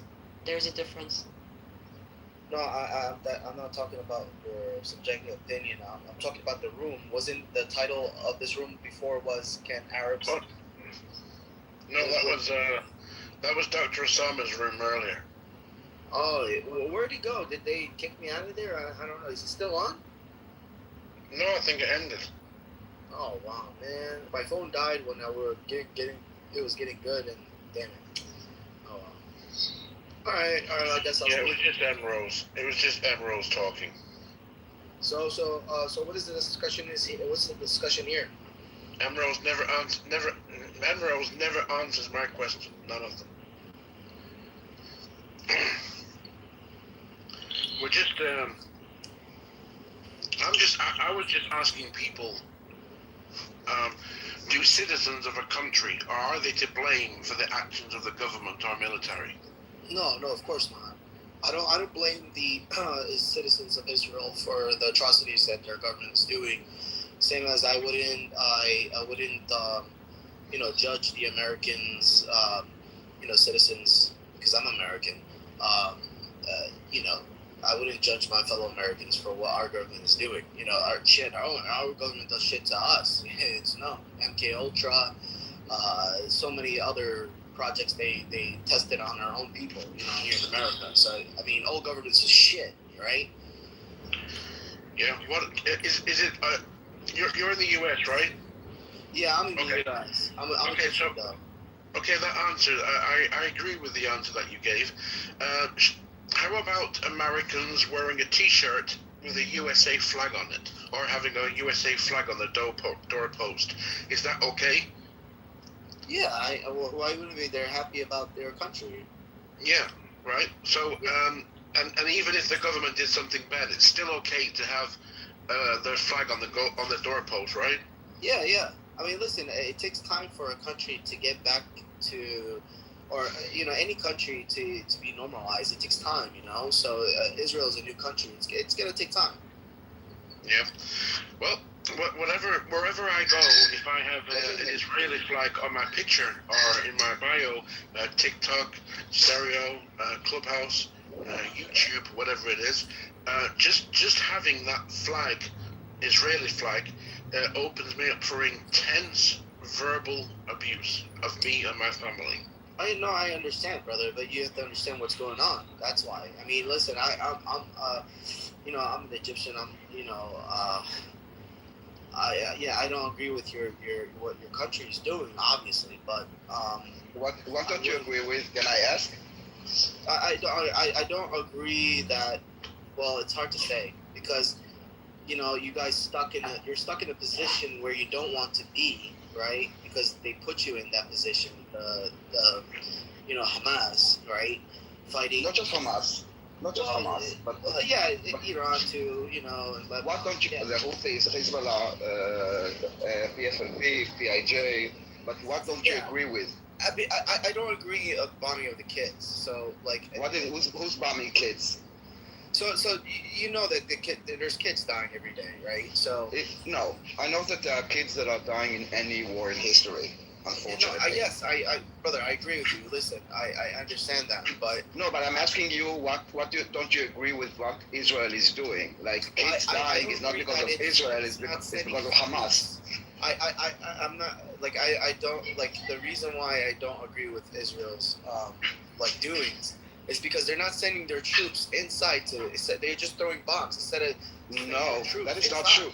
Our troops are completely inside. Palestine is decimated. It's a graveyard. No, hold on. That's IDF soldiers are in Gaza, deep in Gaza, on foot, and if we didn't care for the civilians, we would just bomb it from the air. The fact that we lost almost 1,000 soldiers is because we went in with our troops inside Gaza. So I'm really trying to ask again, what is it that you don't agree with? Yes, war is horrible. What bombing?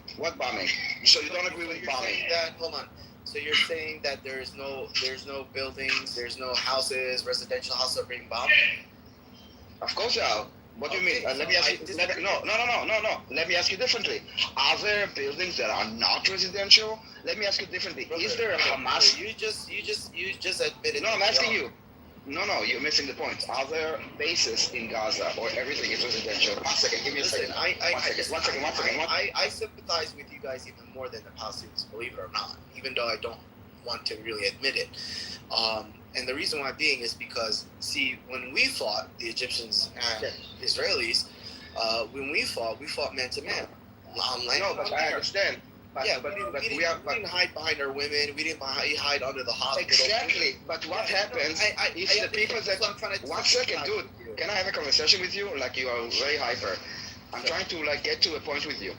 What happens if your enemy does not have bases? Is using residential building, is using hospitals and using schools. What do you do then? Because that is the situation. That's what I was trying to tell you. So that's why I disagree. Instead of bombing them, go in and infiltrate and go underneath and go fight them. We're doing that. We don't fight them. We are doing this. No, we are doing this. And we are. We're on the ground. 1 second, normal. Every time that we bomb a place, we evacuate it first. When we evacuate it, by the way, we are the only army that is doing it, because if you know anything about warfare, it's the element of surprise. When we are saying we're going to bomb this place, then obviously also Hamas will go and leave. But I'm trying again to understand what is the problem with what Israel is doing. You're saying bombing. Bombing is part of war, unfortunately. Yeah, I mean, like, I agree that you guys, I know that you guys foretell them, hey, listen, we're going to bomb out of you need to get out. And they don't want to get out. No. I understand that they're hard-headed, right? They're like, yo, we're not going to leave. Okay, so I don't care about hard-headed. Palestinians. The way that the Palestinians are conducting war is through war crimes. Okay, everything that they do is a war crime. We are doing more. Hold on. We are doing more than. Hold on. No. I'm not fighting with you. I'm just telling you. We are doing more than any other army in the world and in history to minimize civilian casualties, while they are doing everything in their power to maximize it. There will never be zero. I agree. So again, I'm asking you, what don't you agree with what Israel is doing? I agree what's happening. I agree that they're hiding behind, their kids and their women, and they're not fighting man to man. I agree with you, okay? But just because they're doing that doesn't mean you should do that. Even though you called them and say, hey, listen, a lot of countries won't do that. I agree. America wouldn't do that. America won't call their enemy and say, hey, you better leave this place. We're about to bomb. No, we'll do it. 2 hours. But I know that you guys do that. What would you do differently?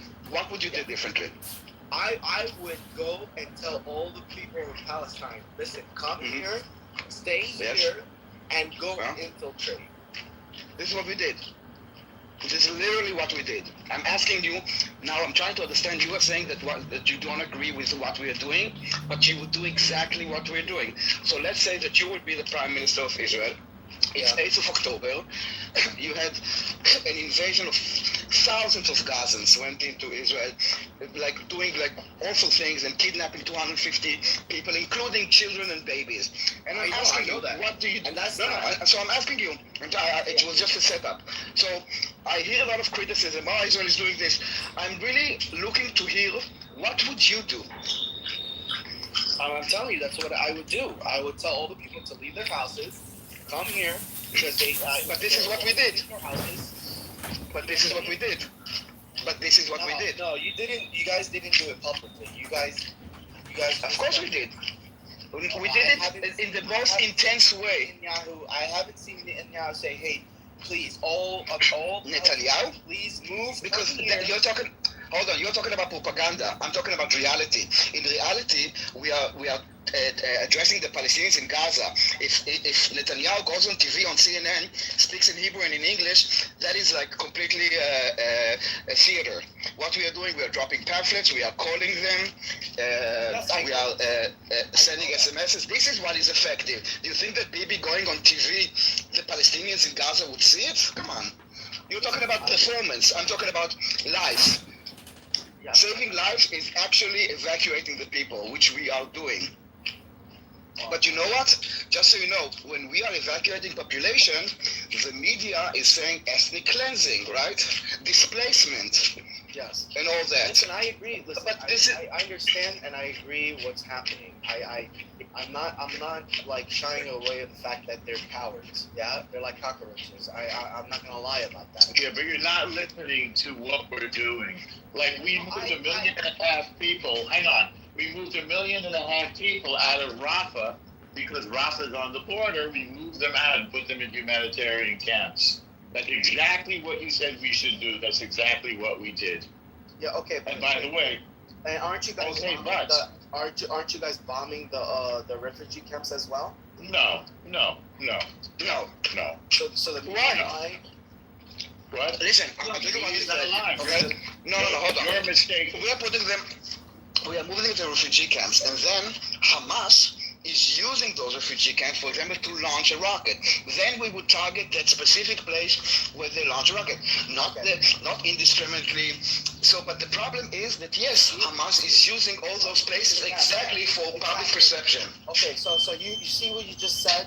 That the Hamas. But let me ask you this. Wait, hold on. But if there are rockets firing at us, what do you want us to say? Okay, we will just let them kill us. Brother, I heard what you said. Can you hear me? Hello? Everybody can hear you. We did exactly what you suggested. No, we evacuated. Hang on, you said evacuate. We did it. We evacuated them. Are you? But okay, he just admitted that they are shooting rockets from the refugee camps, right or wrong? Right. Okay, so why is this happening? Because your guys are not. Why are they shooting rockets from a refugee camp? That's their decision. No, see, this is where I'm trying to tell you. When you know the Hamas is basically terrorizing their own people, yeah. Right. You should have the IDF securing the refugees. They shouldn't leave the refugees by themselves. They should be there securing. We are there. We are there. No, they're not, because we're there. Hold on. You're incorrect. You're mistaken. Brother. Let me give me my point across. If they were, you made your point. We did what you said we should do. You said we should be. Slow down. I want to just make a few things clear. Number one, you said we should be there in person, not just bomb. We're doing that. Number two, you said, hang on, wait, I didn't finish. Wait. Number two, you said we should evacuate. We did that. Number three, you said the IDF should be there in the refugee camps. We did that. Now, it's good. So we did everything you suggested. You didn't know it. Now you know it. No, wait, now, hang on. I didn't finish what I was saying. I didn't hang on. You will. I want to hear what you say. I want to finish my thought. So we've done everything that you didn't know until just now, and you suggested that we do. But it's now maybe you're saying we should get Hamas out of the refugee camps. Well, that's a process too, and that's going to hurt civilians. So the first thing we're doing is we're responding to wherever they shoot us from. Now go ahead. Okay, so if my point is they're doing a piss poor job about it. Why? Because wait, a piss poor job of what? Oh my God, let me finish, brother. A piss poor job of what? Can you let me talk? No, a piss poor job of what? Of securing the area. If the fact is that... Which area? You mean the refugee camps? Yes. Okay. How are we supposed to protect the refugee camps from the refugees themselves who are Hamasniks? You want us to interview them? You want us to shake them down? What do you want us to do? So when you move a group of people, you're making them move with arms? With weapons? No, you're not. What do you mean make them move? We tell them we'll get a bomb. Here's a refugee camp. Go here. Okay. Yeah, you should escort them. You shouldn't just let them just go. Yeah. You so what is it? Okay, so you have an idea of how to evacuate a city different than Israel, right? Yeah, obviously. Okay. Why is that obvious? You've never done this before. You've never been to a refugee. Hang on. You've never been to a refugee camp.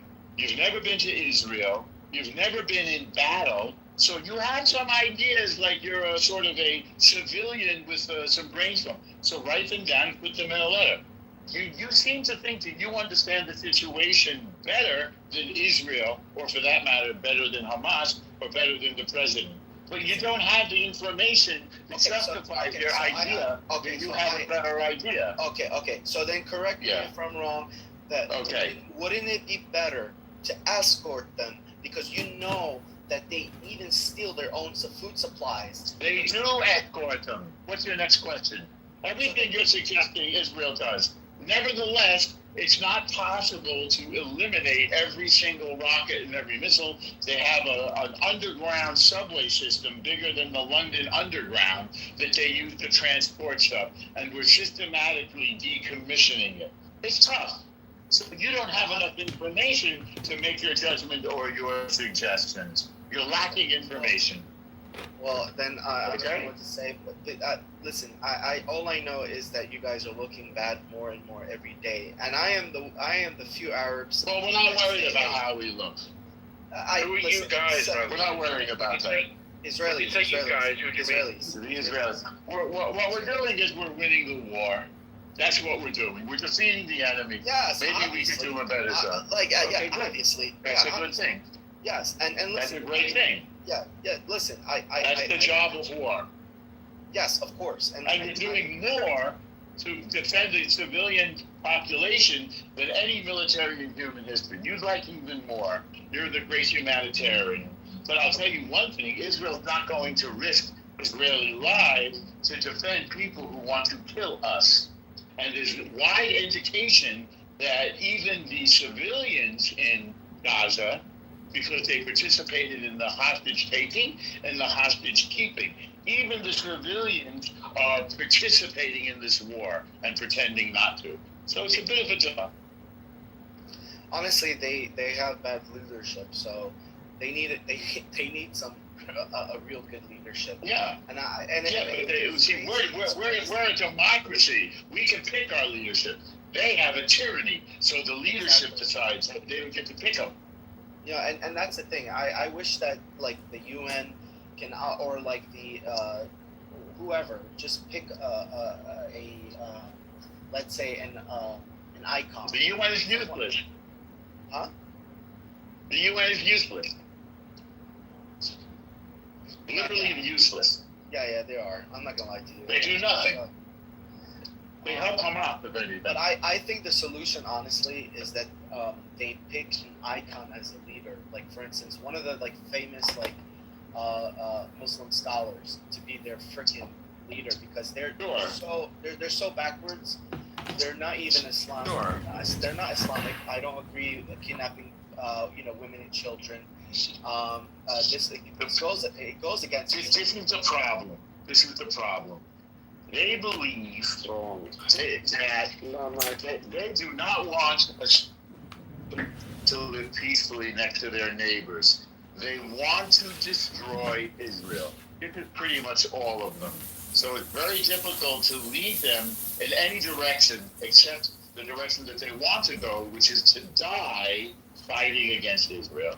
This is what their ideology is. They want to die trying to destroy Israel. And that includes Israeli civilians. So we're fighting maniacs. Yeah, you are. I'm not gonna lie, you guys are fighting maniacs. I mean, like, the fact is, like, us Egyptians, we just don't understand how could they even, like, choose to stay in a house. Like, you get a phone call, hey, we're bombing your house. Why the hell stay there with your kids? If you love your kids, just get the hell out of the house. I'm sorry, I don't give a shit about any country. I don't give a shit about any house, any land. My kids. They want their kids to be shaheeds. Well, they're retarded, all right. And I'm telling you. Well, that's their beliefs. No. They hijacked Islam. I believe they hijacked Islam. I think that's true, because Islam does not say kill your children. These people are killing their children. Yes, and that's I'm American, so I know a lot of Palestinians, and I have not one Palestinian friend, because they're fucking nuts. Okay, they come here in America, they open grocery stores, they open business, and they're selling khinzir. Khinzir means pork. And I'm like, I talked to them, and I was like, what the hell are you doing? I know what khinzir means. Yeah, and I say, what the hell are you doing? You're Muslim, you're selling pork. Oh, it's just business. It's just business. So They sell it to the infidels. yeah. So they have their shit backwards. No, listen. I've seen it. I used to hate Israel so much, but I then Why? because of the simple fact of the kids being unalive. But then when I started to sit down and talk to you guys, like, listen to you guys, I finally realized, having an open mind, I finally realized that you guys you have the worst of the worst neighbors ever. That's why Egypt doesn't want them to fucking come in our country. We don't want them as well. No Arab country wants them. No Arabs want them. No, because they're fucking nuts. And it's crazy. And I feel bad saying this, I really do. Even though they're like my brothers and sisters, but they're fucking nuts. How are they your brothers and sisters? In Islam, in a sense. So it's even though they're different madhab, different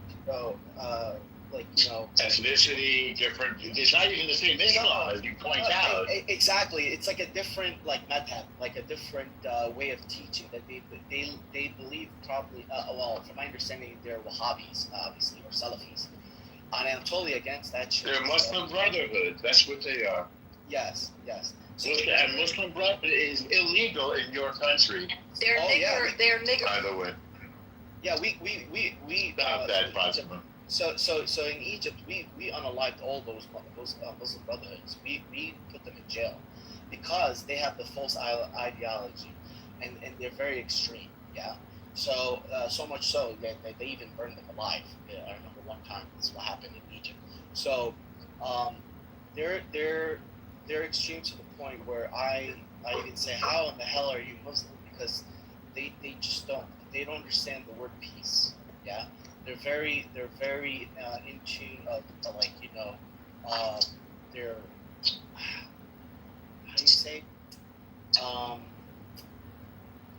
their greed. It's like happy or this and that. They mix their culture with the religion so much, and I think it's their culture that really it's obviously the issue here. Because it supersedes their ideology, I believe, their culture. Because I couldn't even marry a Palestinian woman if I wanted to. They're like, if I go to a Palestinian, whatever, the way they are, they're fucking racist sometimes, So. Well, let me tell you a little bit about that. It's not that they're Palestinian. It just depends on their clan. So they want to marry according to their clans. They don't really have an idea of Palestinian. They don't really see themselves as Palestinian. They belong to this clan or that clan, Al-Masri or Al-Turki or Al-whatever. And the people of Gaza would never marry the people of Judea and Samaria either.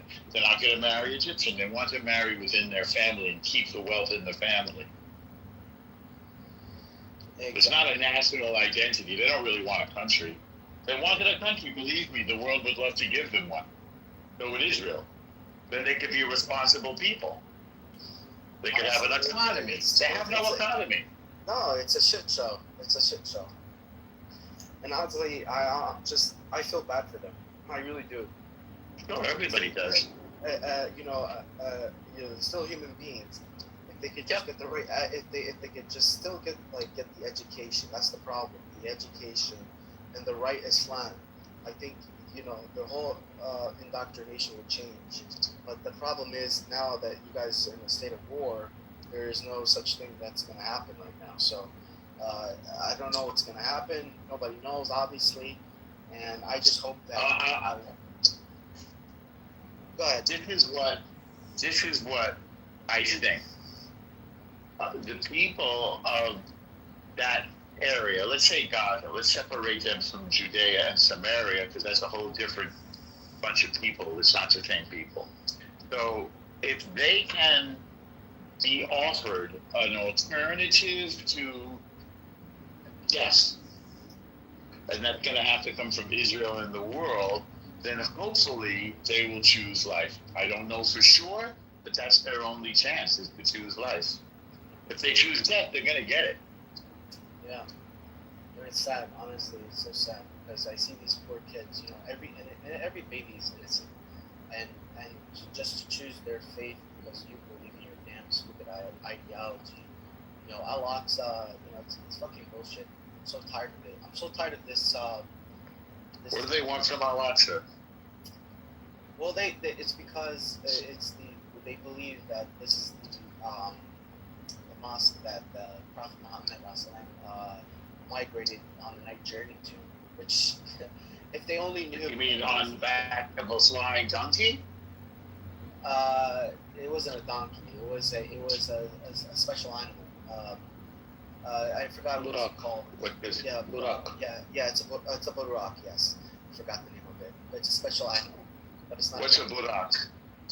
I don't know. Okay. Honestly. Whatever it is, a flying horse of some kind. But yes, some kind. It's a special animal. So long story short, if they only Special animal. So, yeah. what do you think is the likelihood that he left Mecca to come to the capital of the Jews? What's that likelihood? And why would he do that? So the thing is, they believe, and a lot of Muslims believe, this is the mosque that the Prophet Muhammad, peace be upon him, did the night journey to, which is not true. A lot of Muslims don't know this. You see, Al-Aqsa did not exist during the time of the Prophet. So much so, it was actually built 80 years after he passed away. So they think this significant building, this stupid mosque that they're dying for, that they believe that, what happened October 7th, Al-Aqsa, and they went inside and whatever, and they did the atrocities that they did. They can go to Al-Aqsa today if they want. They don't have to kill anybody.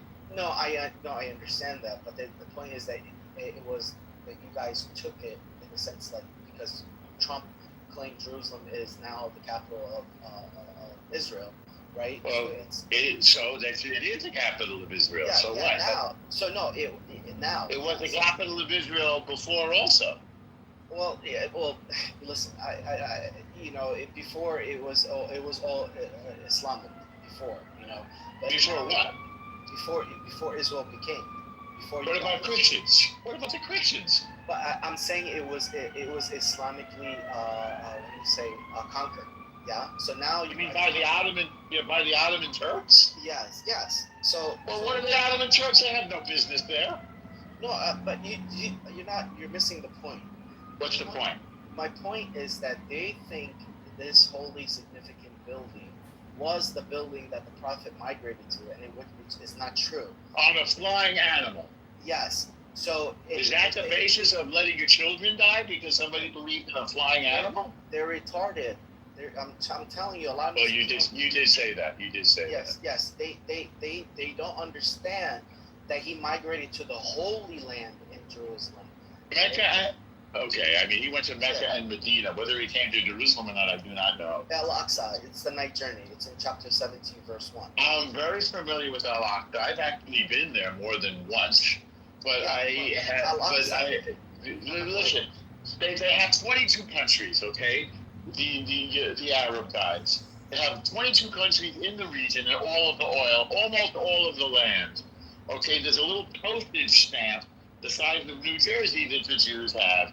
If they're not going to let the Jews have anything, then that's not a deal that we're going to make. If they want to keep their oil and their land that they already have, that the British gave them, fine. But they're not going to come and take the little piece of land that the Jews are living on because the Jews want to live there and they're indigenous and we have every right to be there. So, I'm not going to get into that because I don't care to argue about land, There's nothing to argue about. We have the land. Yeah, and I really don't care. You can take the whole goddamn thing. I don't care. You have Egypt. We have Israel. Yeah. Right. I wouldn't mind, and I wouldn't care. And the fact is because they already lost. In my eyes, they already lost. Yeah. So they should integrate. If anything, they should just be Israelis. That's it. Which they. You guys probably don't. I don't think they want to be. I don't think they. I don't know. You think they want to be Israeli? I don't know. That's the same. Well, you can conduct a poll and see if they want to be Israeli. Yeah, I really. We have a lot of Arab Israelis. They're not leaving. I mean, technically, to leave, they have to get an Israeli passport anyway. So technically, they are. Who? Them, don't they? Where? Where? The Palestinians. Where? Which ones? Where? Gaza or Judea and Samaria? Please don't be peeing. Or any of them. Well, you got to explain what you're talking about because the so- Arabs so- in so- Israel. Hang on. The Arabs in Israel have Israeli passports, Yeah, so they can leave, but they're not. But I'm saying that there's no such thing as a Palestinian passport. Am I correct? Where? I don't know if there is. I think there is, but you have to specify between Judea. I think there is. You have to specify between Judea and Samaria, which some people call the West Bank, and Gaza. So I think it was actually there was, but I believe there's no more Palestinian passports. Well, they had Jordanian passports up until 1988. They were part of Jordan until 1988, when Jordan said, "Fine, we're gonna Israel beat us in the war in which Jordan attacked, and we're gonna relinquish any claim to that land."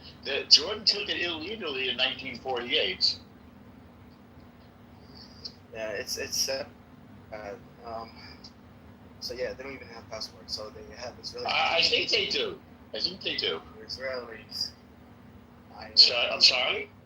No, they don't. What's that? No, they don't. Because I remember. Who is they? The Palestinians. Where? In Gaza. If they're living in Israel, they have Israeli passports. Yeah, that's what I'm saying. They don't have Palestinian passports. That's what I'm saying. They have Israeli passports. Yeah, so they're Israelis. They're Israelis. That's right. Why is that funny? Because we're talking like if they. I wonder if they want to be Israelis. So technically, they already are. Well, you're not distinguishing between Israel and what you might call the West Bank, which is what Jordan called it, which is a colonial term, and what the real historical name is Judea and Samaria. Now, if to Palestinian, so-called Palestinians in Judea and Samaria have Palestinian passports, I don't know the answer to that, but I could look it up right now. So there's the people in Gaza. What do they have? I don't know offhand. Both people in Gaza and West Bank have Palestinian passport. Do they? Yes. I didn't know that. You know it either. Beginning of the time, yeah, they have passport, but they suffer from lots of other problems. Their problem is not the passport. For example, they cannot travel from West Bank to Gaza or vice versa. Or most of the time when they leave the West Bank, they are not allowed by Israel to return back. I'm going to research this. I'll be back. Hold on. I'm going to see if they have passports. Hold on. But in Europe, I'm looking it up right now. Palestinians with a passport on which it is written issued by the state of Palestine. Palestinians have passports issued by the Palestinian Authority. I just looked it up. Yeah. That's your answer.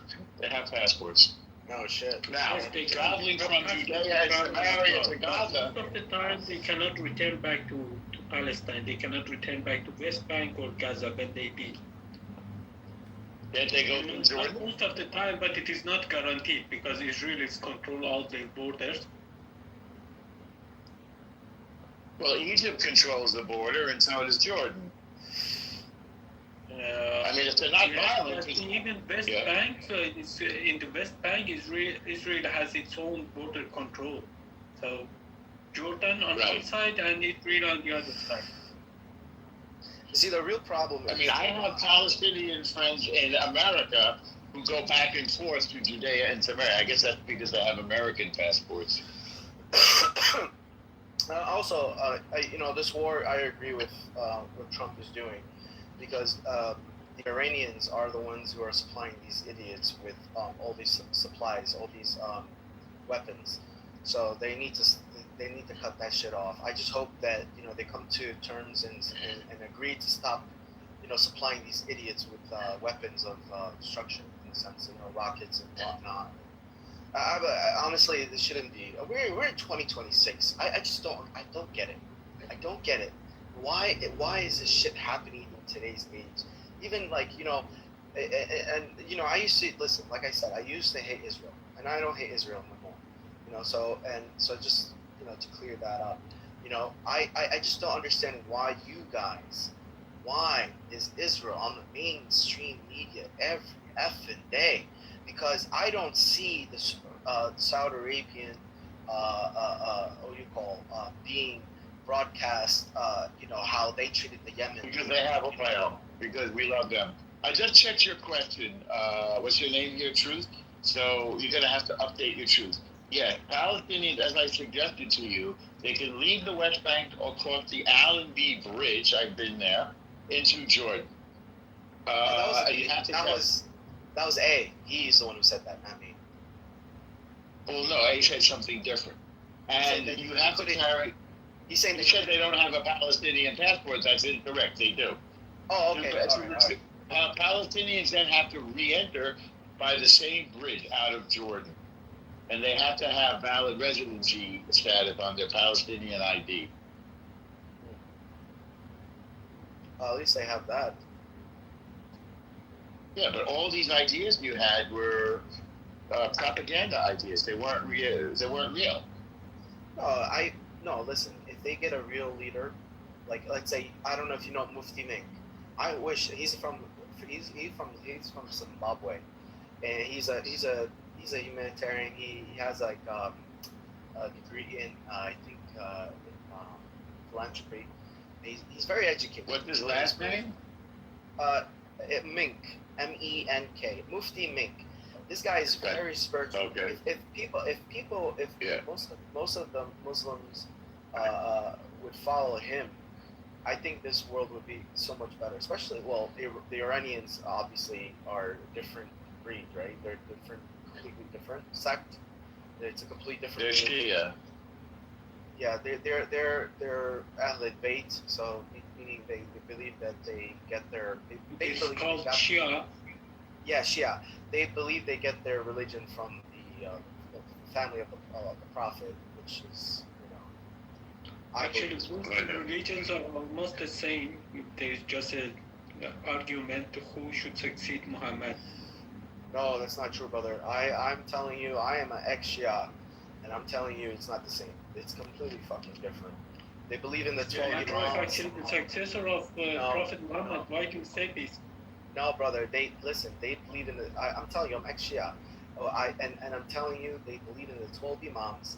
They believe that they're infallible. They believe in the Ayatollah. They believe in. Man, it's nuts. It's nuts. Once I found out that one of the Ayatollah says that you can marry a 1-year-old, I'm like, okay, that's it. This is fucking nuts. You are saying bullshit. What are you saying? I myself, I'm Shia. What is this? Who is Ayatollah? Ayatollah Khomeini. So what is his relevance with Shia? Okay, so he's not your imam? No, he's not my imam now. Oh, well, he's not the imam now because he's dead. But if the imam of Iran or the Ayatollah, whatever that's you not guys true. would follow. In Iran, if somebody is a Shia, he can follow whoever he wants. For example, in Iran, many people follow Ayatollah Sistani. So why would he say you could marry a 1-year-old? What? Why would he say it's okay to marry a 1-year-old girl? Who said that? I just told you. True, he said some bullshit. What's related to it? You are disconnecting the irrelevant things and attributing the irrelevant things to irrelevant people. I'm just saying that you guys are far out there, man. You guys are the issue. Iran is the issue. You guys are so. Okay, I understood what you are trying to do. You are trying to say bullshit here. No, it's not bullshit, brother. It's not bullshit. But you already said that I'm a Shia. Then why do you lie? You're a Shia. Are you a Shia? Let's be honest. Truth is a troll. It's true. Okay, all right. Whatever. Okay. So are you a Shia? Are you a Shia? Are you a Shia? It's none of your business. Fuck off. Exactly. So you just said you were a Shia. So if you're okay, all right. So if you're a Shia, you know that you're against the Ahl Sunnah. You're not against Ahl Sunnah. Yes, you are. You guys. Yes. You guys curse the Prophet's wife, Aisha. You curse. Not at all. It's actually haram. Obviously, it's haram, but they do that. Aisha is mentioned actually, the Quran made it issued fatwa, made it haram for the followers to curse any Ashabi. So what else do you have in your arsenal? So the Let's thing Haram, is that whoever's done my point is that Well, you have no why this regime, why would the belief or whatever would give arms to the other give to the other, let's say to Ahl Sunnah? Why would you do that? What do you mean Ahl Sunnah? Elaborate.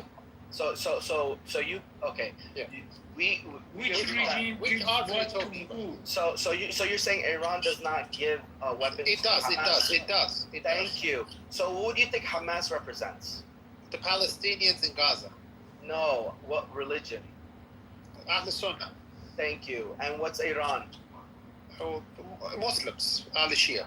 No, Ahl al-Bayt. Marriage of convenience. No, it's not about Sunni Shia BS. It's about the fact that also Hezbollah is Shia. So what? So they support. It's not about Sunni Shia. I mean, it's got nothing to do with all of these sects. You know, obviously Hamas and Hezbollah, they're from two different schools of thought of Islam, but they have the same enemy, which is Israel. So yeah, you have to see that through geopolitics. It's so-called Israel. Come on, I can't believe you said it.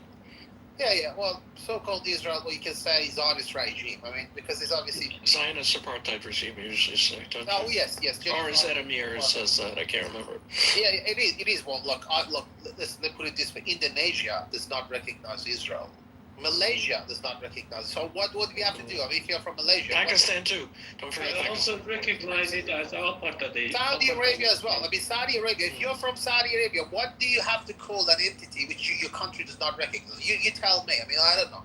If you're from Malaysia, Sorry, I am sorry, guys. I had a phone call. Back to what I was saying.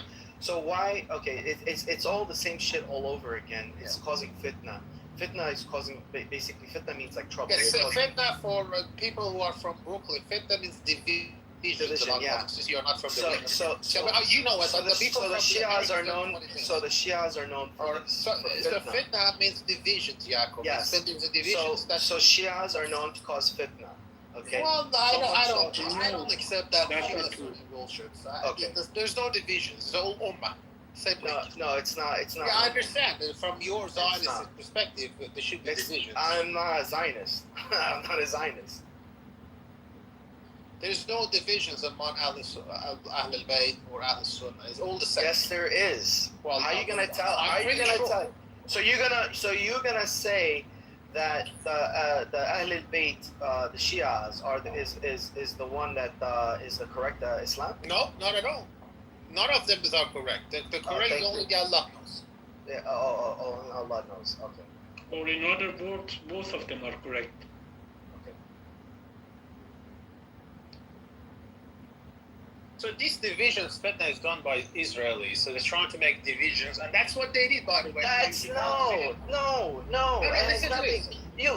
We divided a long time before Israel even began. Okay. Hold your horses. I mean, even in Palestine, amongst the Fatah movement and the the Hamas, the two groups that represent the Palestinians, obviously the Bibi Netanyahu, fugitive Bibi Netanyahu, which is obviously wanted for war crime, the same piece of shit, he actually managed to create divisions about this group. He said it publicly by providing basically almost $2 billion to Hamas, because he wanted to create these divisions amongst the Fatah and Hamas, so that there's a division, there's an issue between two groups, so he can go ahead with his satanic greater Israel plan.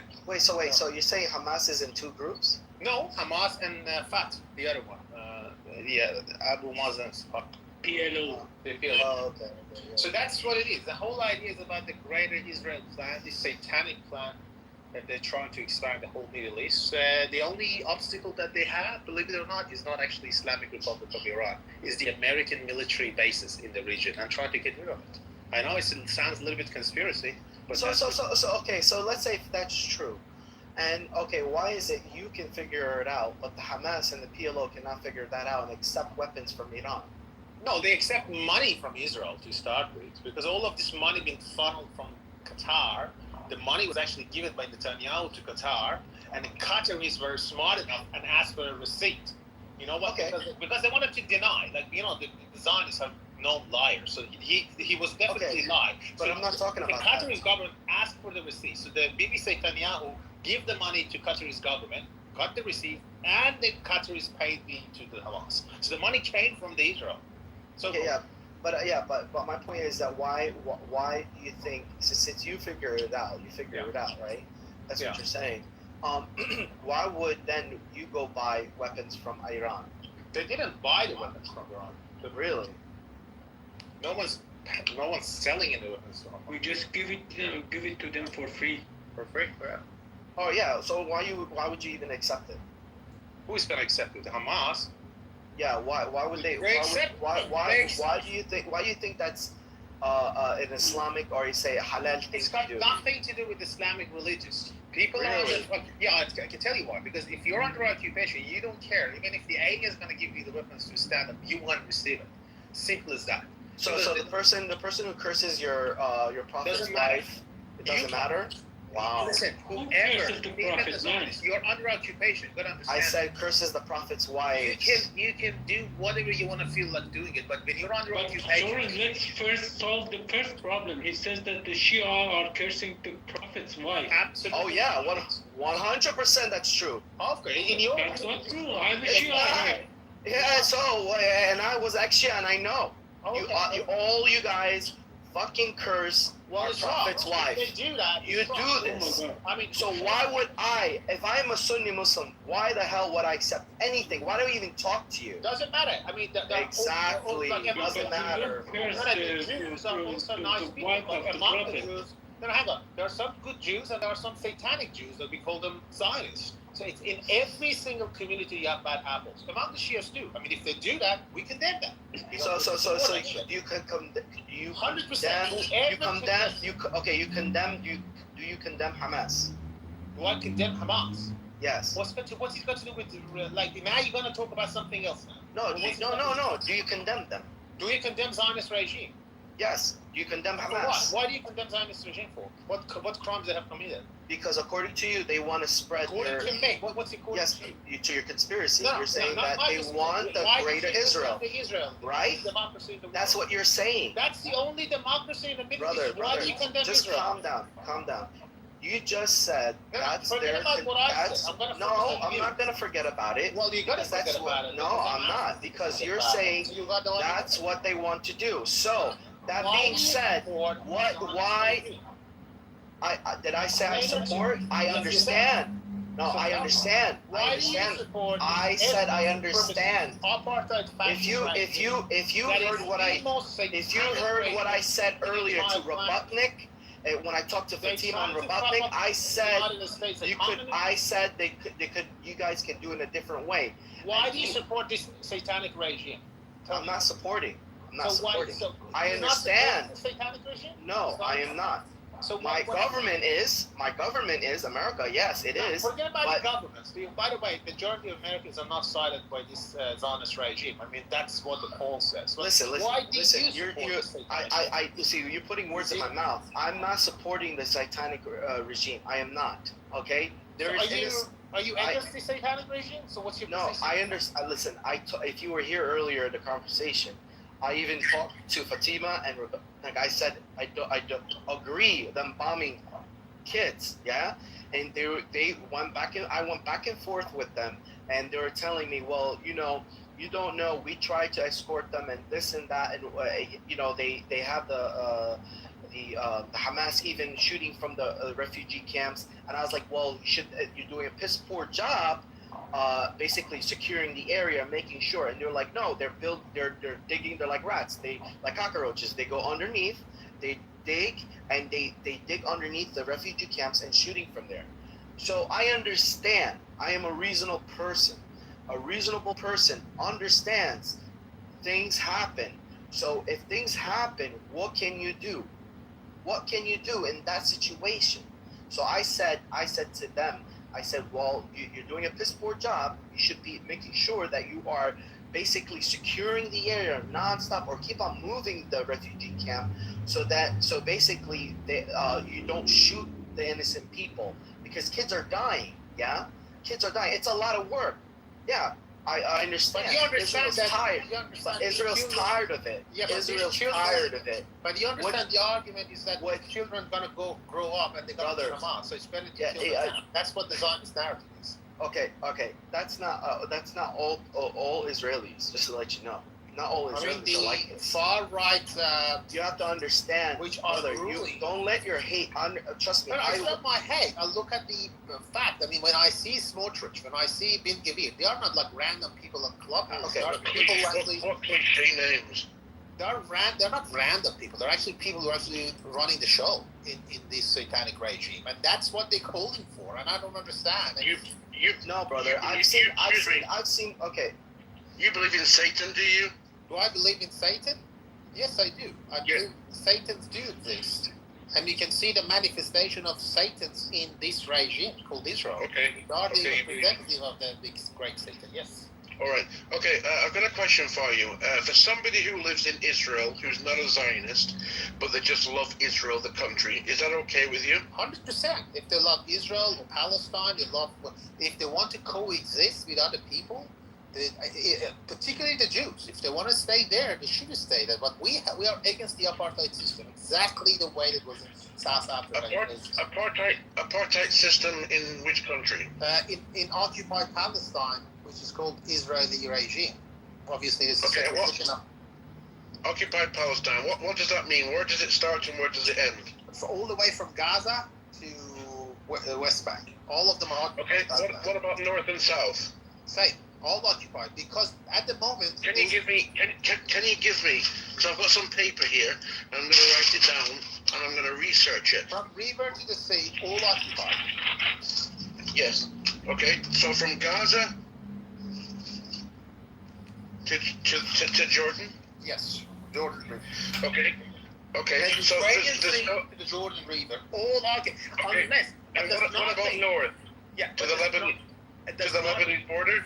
Yes, exactly. But does not mean that the Jews need to leave. They need to stay. But the system that runs the people in this occupied land needs to change. It needs to be inclusive. Meaning that if you're from Gaza, there shouldn't be any difference from if you live in so-called Tel Aviv. You should be the same law applied, the same passport, everything should be the same. Call it whatever name you want to call it. But there should be one country. That Jews and Muslims and atheists and the Christians and the Druzes and agnostics and the homosexuals and the atheists and asexual and heterosexual all live under the same law. We should not have two different laws. I mean, is it too much to ask in 2020? Yeah. Do you believe Israel exists as a sovereign state? No, I don't. No, not as a Jewish state. No, I don't accept. Okay. Do you believe that Saudi Arabia exists as a Muslim state? Well, no, it's not a Muslim state. Saudi Arabia is a family cult. Is it possible for Saudi Arabia to become non-Muslim majority? To me, they're non-Muslim. Not Makkah and Medina, but the rest can be. Makkah and Medina can be non-Muslim. Saudi Arabia, is it possible? For Saudi Arabia to become majority non-Muslim? But I don't like to have two laws. I mean, I don't like to have one law for the Jews and one law. I like to have Jews stay in that land. I don't want them to go what is the criteria? I want to have one law. What is the criteria? What's the criteria for somebody to be a citizen of Saudi Arabia? You need to be born there, obviously. Yeah. Can you be an atheist? Can you be an atheist in Saudi Arabia? Can you be a Jewish person in Saudi Arabia? In Saudi Arabia, I don't know. Maybe yes, maybe no. We're not talking about Saudi Arabia here. Can you be a Christian? There's no occupation in Saudi Arabia. There's no disputed territory in Saudi Arabia. Do I agree with Saudi Arabian government? 100% no. Are Jews allowed to go in?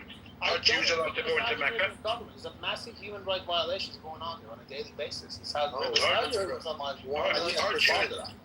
Are Jews allowed to go into Mecca by law? No Muslims, non-Muslims are not allowed to get into Makkah and Medina. No. Okay. Non-Muslims. Can Jewish people and Christians pray in public in Saudi Arabia? Well, I hope they can, but obviously, if they don't allow them, that's wrong. They should change the law. Are there churches and synagogues in Saudi Arabia? It's non-existent. That's why they don't agree with the Saudi Arabian governments. But Saudi Arabia is not a benchmark here. I can give you a better benchmark in other Muslim countries as a benchmark. You can come up with Malaysia. You can come up with even in Iran. Please, that would be wonderful. You'd be doing my work. Go ahead. Okay, in Iran there are 13 active synagogues. For your information, there are Catholic churches, there are Orthodox churches, there are Zoroastrian temples. Yes, I'm aware of that. Oh well, you can look it up. And there's a permanent member of parliament, as has to come from the Jewish faith, also the Christian faith.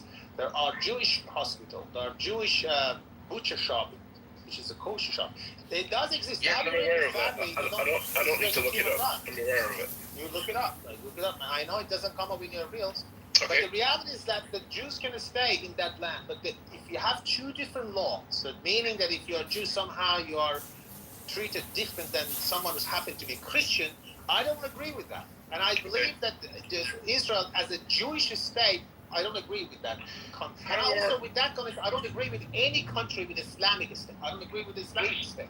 I don't agree with the Christian state. I'd love to have a democratic state. Everyone has the equal right, regardless of what background they're coming from. And I don't think it's too much to ask in 2026. Okay.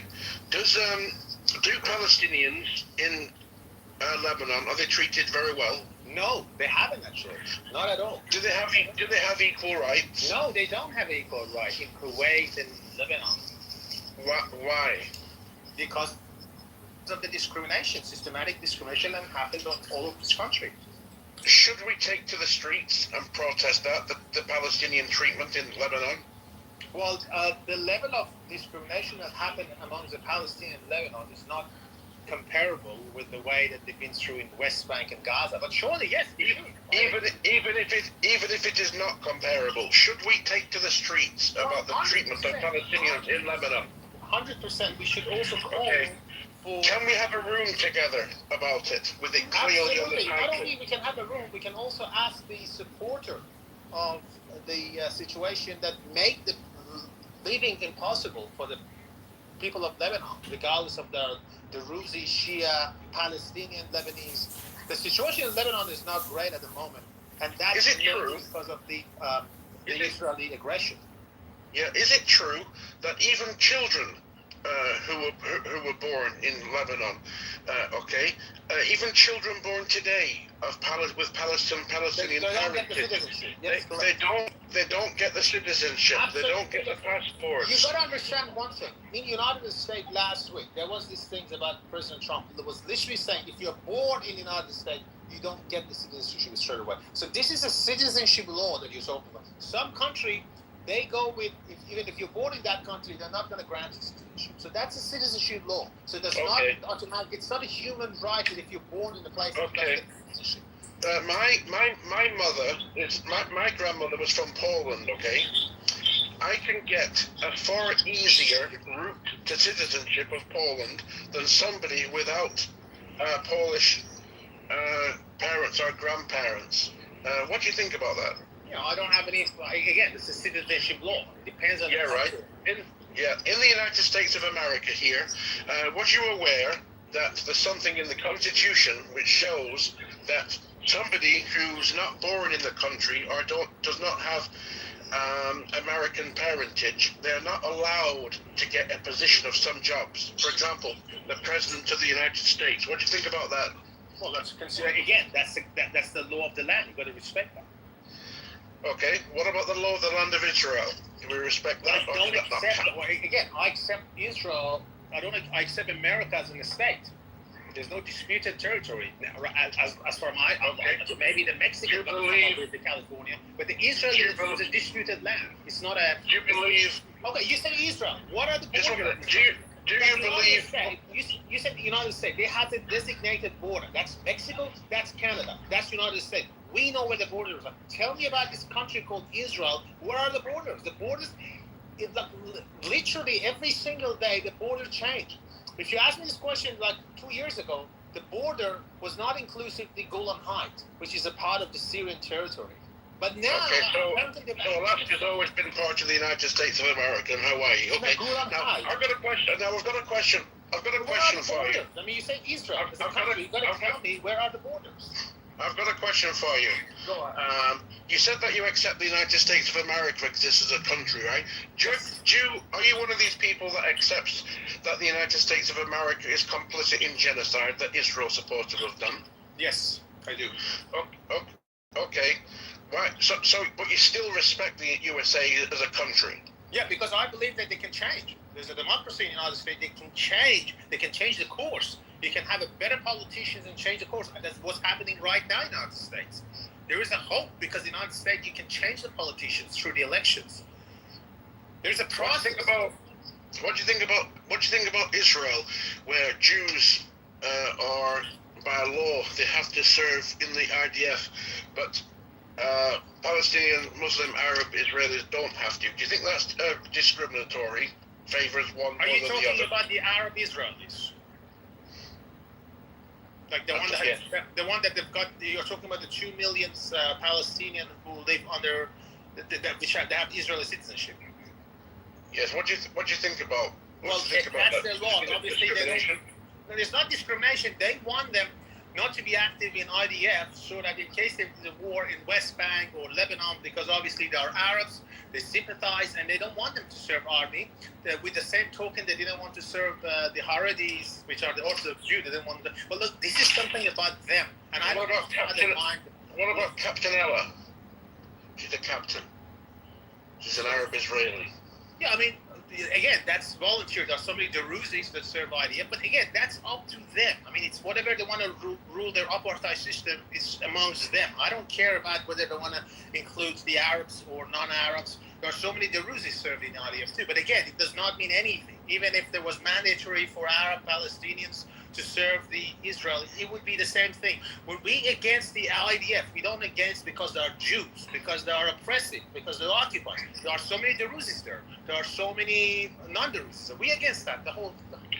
Okay. Can you provide me some information to me and everybody who's listening? Provide me something, which shows that Israel is occupying. And I'm not speaking about Judea and Samaria or the Gaza Strip. I'm speaking about other areas sandwiched in between them. I want you to provide me something. The United Nations shows that Israel is a sovereign state. No. Okay, and a sovereign state It's cannot not a occupy sovereign state. itself. Sovereign state have a border, have a designated border. Did you know that the border of you're going up. Okay, so Judea and Samaria, the West Bank or Gaza.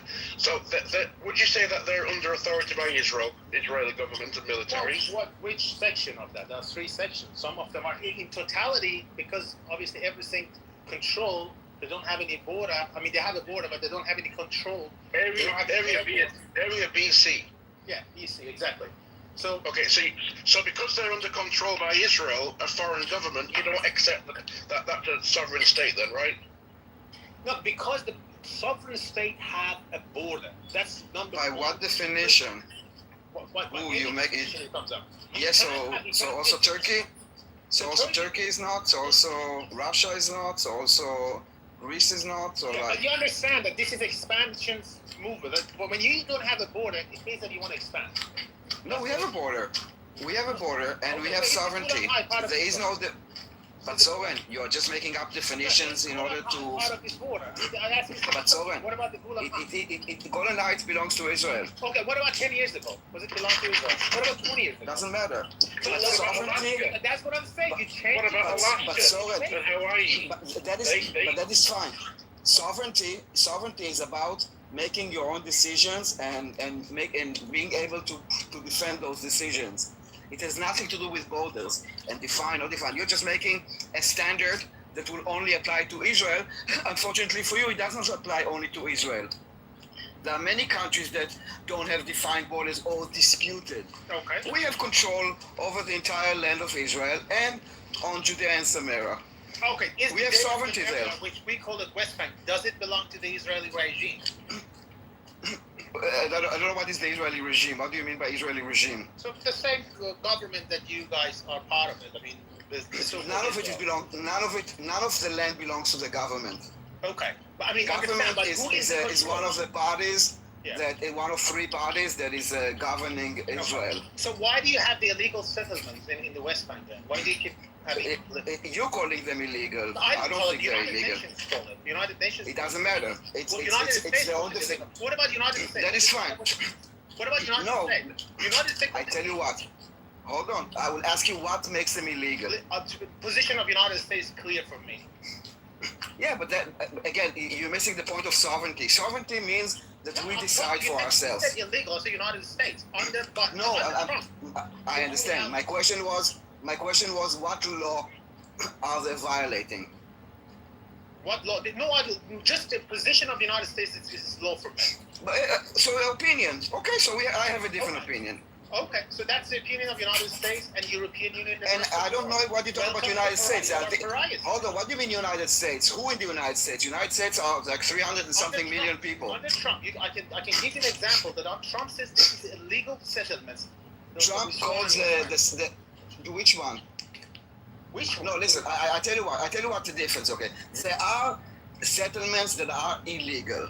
It doesn't mean that all settlements are illegal. Do you understand? Yes. But now, why is it when we hold on, let me help you. I'm not talking about outposts, by the way. I'm not talking about outposts. I'm talking about the Smotrich literally spending millions of shekels to go ahead with that illegal settlement. I'm not talking about a couple of Jews that hold on. So 1 second. Sorry, you keep on saying illegal.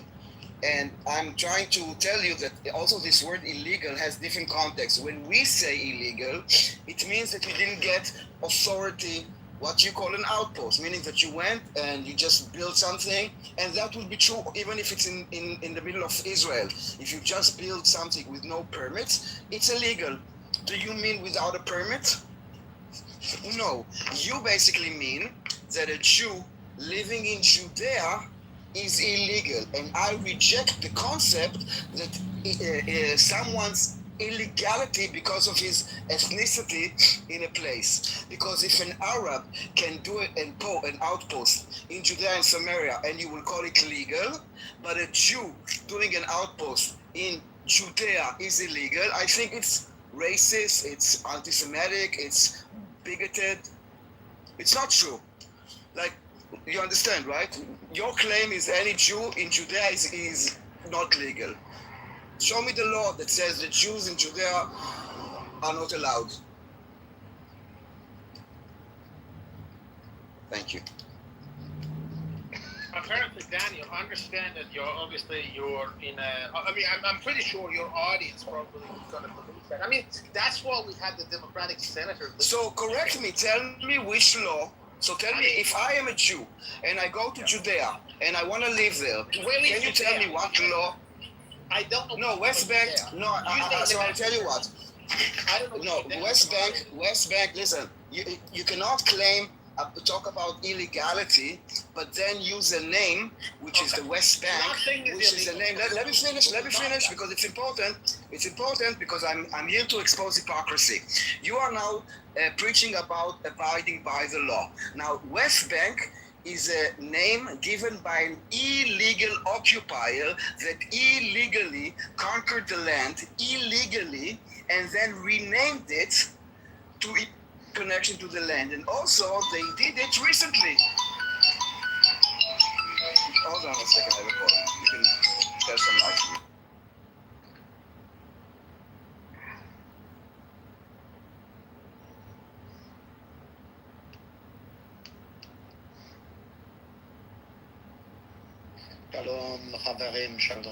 So for those people in the audience that are interested about this topic, I'll put a link in the chat about the Zionist regime finance minister Smotrich. The Smotrich, which is the finance minister of the Zionist regime, he literally want to spend money in this illegal settlement. So you can look at this about the illegal settlement. But yeah, I mean that's why the Zionists is now trying to talk over me so that you guys don't hear me. So whoever is interested about this topic, that's what when there's we try to expose them. Filibustering is a typical tactic used by the pro-Zionists. Online and offline. So you got to be careful of the way that they use tactics. It's called filibustering tactics. So they're trying to get galloping and read about this topic. at the same time. And by the way, everybody it's should not read about about the West Bank, ladies and Because gentlemen. It's about the United States. Doesn't know what he's talking about. He never knows what he's talking about. Thank you for throwing him down. He's such a waste of space, that guy. Anyway, let's talk about it. One second. Yeah. See, everybody should get a chance to speak. I'm sorry, Soren. You are not giving the other person a chance to speak. You're just, talking all over other people. yes, you can come, not a problem, but let others also speak. See, The others, well, that's the I was problem. speaking, and then this animal next to me was like talking over me, and he was just talking shit. He was just saying hello this, hello that, because he didn't want me to talk. You're calling Because me I was an talking animal? about the finance minister of Israel, You're calling who's me an actually animal? going ahead with illegal See, you shouldn't cross a certain line. See, Okay, not animal. give respect, take respect. That's the thing. Okay. I'm Israel Chai. Glory to Israel. You can be whatever you want to be, but I am literally exposing your I lie. am whatever I want to be. So thank Yeah, you I very much for exposed your telling lie. me what I The want to Israeli be. minister announced plan for new illegal settlement in Well, Gaza. let me What's your tell you, take there's on that? nothing, there's How do you nothing want to do illegal about a settlement. Hasbara There to is justify nothing this illegal about a illegal settlement act? where they can live in their own homeland. There's nothing illegal No, about it's that. not a There's nothing homeland. illegal. Gaza is not a homeland. Mitzi and Fifi behave This better is than a lot illegal. of We people don't out let you. here. There That's is why nothing you are illegal the about most it. hated You're people in the completely- world because you you're are complete. because If it you was are illegal, thief. if it was Because you illegal, want to steal the other courts people's would do land. something You're about it, ground. but they can't do anything about it because it's Sorry, not sorry, illegal. brother, This is your sorry, problem. brother. Just relax, relax, You don't relax. know what This is you're not how talking we're gonna about. talk today. This is not how we're gonna talk to our fellow brothers and the Abrahamic religion, right? They're not atheists. Like the guy next to me, Daniel, he's a homosexual atheist. Why is this guy screaming? They're not your brother. Goodness gracious. What is he screaming They're about? atheists. They don't believe in God.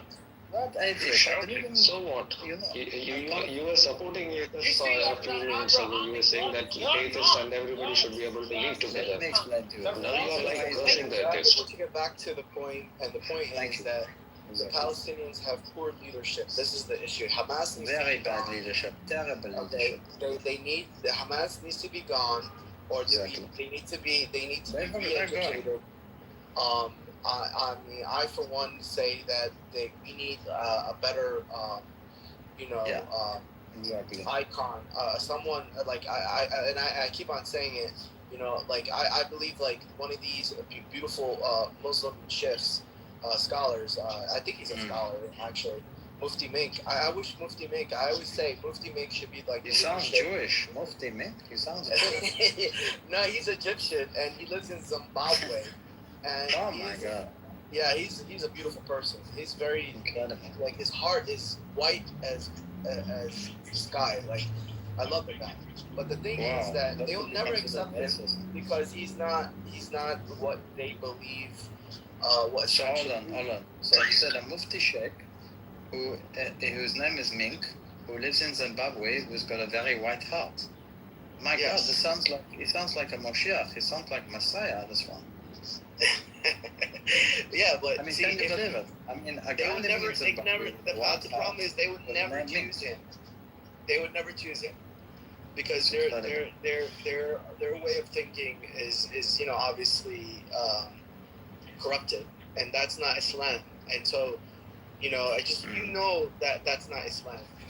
That if our prophet was alive today, he would curse them and say, "What the hell?" Truth, do you understand that this animal that's talking to you, he actually cursed Prophet Muhammad, the guy who's talking to you? Do you understand I the never group of did. people you're talking No, here? you don't Maybe you know. don't. I I cursed Prophet Once Muhammad. again, you don't. They curse your prophet. What are you talking I've never cursed Prophet You Muhammad did in my many entire life. occasions. Alright, calm down. I will curse them. Fuck Prophet Muhammad, he's a fucking filthy pedophile who married the fucking 6-year-old, had sex with her at 9, and he fucking says women are a bad omen, women are like dogs. If you want, I can get the hadiths, I have them saved on my phone. It's our Sunni hadiths, these are not Shia hadiths. it's So not fuck for your filthy ass Prophet Muhammad, and fuck your filthy ass religion, whatever sect it came out from, whatever sects come out from it, Great, they're all the Fatima. fucking same, they're all fucking Sister. disgusting Truth, sects. listen to Islam this. is a disgusting religion, and Fatima fucking is an prophet, honest fuck that person. prophet. How can you fucking defend a fucking Sister pedophilic Fatima, prophet? I'll How answer can you you. live with yourself Just knowing that calm your down. prophet married a Sister, calm down. 6-year-old I'll girl explain. and fucking has Sister. no, don't explain to me she was 19 years Why you old don't want to and hear? don't You're talk asking to like me a about her Palestinian. sister bullshit. You're I have acting like heard a all that Palestinian crap. right now. Bruce, You're listen acting to like a this. Palestinian. Alright, give me a second. You're acting like a Fatima is Palestinian. honest. Unlike Kumala, which is dishonest, Okay, he doesn't see? say that. Fatima Alright, is so honest, first of but all, she the says Quran what does she not believes say in. he married She's a honest. 6-year-old. But this Hold on, Kumala, I got he this, says Soren. exactly the Soren, same I got thing. this. But I you got this, understand that okay?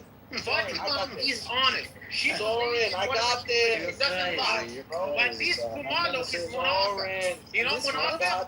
He's no Monafa. Like he says something, act differently. So you gotta understand. Okay, Soren, I got Oh this. my Relax, God, brother. you're crazy. You're crazy. Fatima, sister, first of all, it doesn't say that he married a 6-year-old in Quran. That's number one.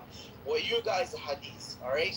And guess what? I have a hadith that can prove otherwise, that she wasn't actually 6, that she was actually 17. So you can go back and forth in whatever you want to believe. Yes, there's Muslims that believe that they're okay with that, which I disagree. I believe that the Prophet married Aisha at the age of 17 or 18, actually, at the first Hijrah, year 622 AD. So, and I have proof of this, okay? I have my proof. And it's my subjective opinion to believe that he, married her at that time.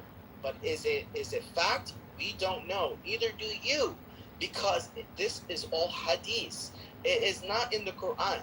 So you need to understand that, and you need to stop cursing our prophet. You need to stop acting like the Palestinians. This is the problem. If you educate the Palestinians and tell them, hey, your prophet didn't marry All right, look at my profile picture and tell me she's 19 years old. Tell me she's 19 years old. Okay. This is a hadith. Do you want me First to of all, no, let me prove you. Shut up. You need your hadiths to know how to do your fucking Islamic rituals. So you cannot tell me, oh, this hadith is true, this hadith is not true. You do need all your hadiths to know how to follow Islam. And look at my profile picture. This literally says she was 6 years old when he fucking married her, and she was fucking 9 years old when he had fucking sex with her. And you cannot deny that hadith. You need your fucking hadiths to have your fucking religion. Your fucking hadiths tell you how to do prayer, how to do Ramadan, how to do Eid. They tell you to do all of those things. So you are not gonna tell me now, oh no, I'm gonna deny that hadith. Fuck that bullshit. This is the hadith that literally tells you she's 6 years old when he decided to fucking marry her. And you know why he decided to marry her? Because he dreamed of her. He dreamed of her one time, and then he said, if God shows me a second time, if God shows me a second time her in my dream, then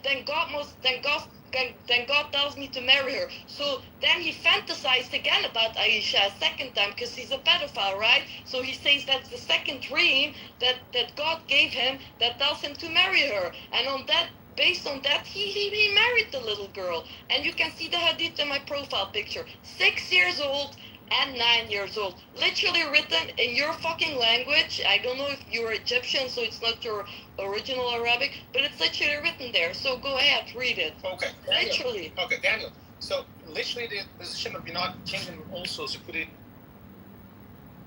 What is this idiot talking about now again? What is he on about? There's a settlements in West Bank which are actually flagrant violation of international law. No violation. There's no illegal. That's what the United Kingdom position. We don't give a fuck about the United Kingdom. I understand you don't give a fuck about the other people. Understand that. I mean, the facts already established. You don't care about any other country. You can be anybody you want, but you're not going to tell us how to live in our own country. Don't tell us. We don't want to know. So this guy. We force you. We don't tell Fuck you. This is our fucking So you gotta don't tell us how to live. We don't tell you how to live in your country. You don't tell us how to live in your country. Daniel, you gotta understand that you got a lot of Hasbara to do. I mean, you gotta understand your Hasbara is not working anymore.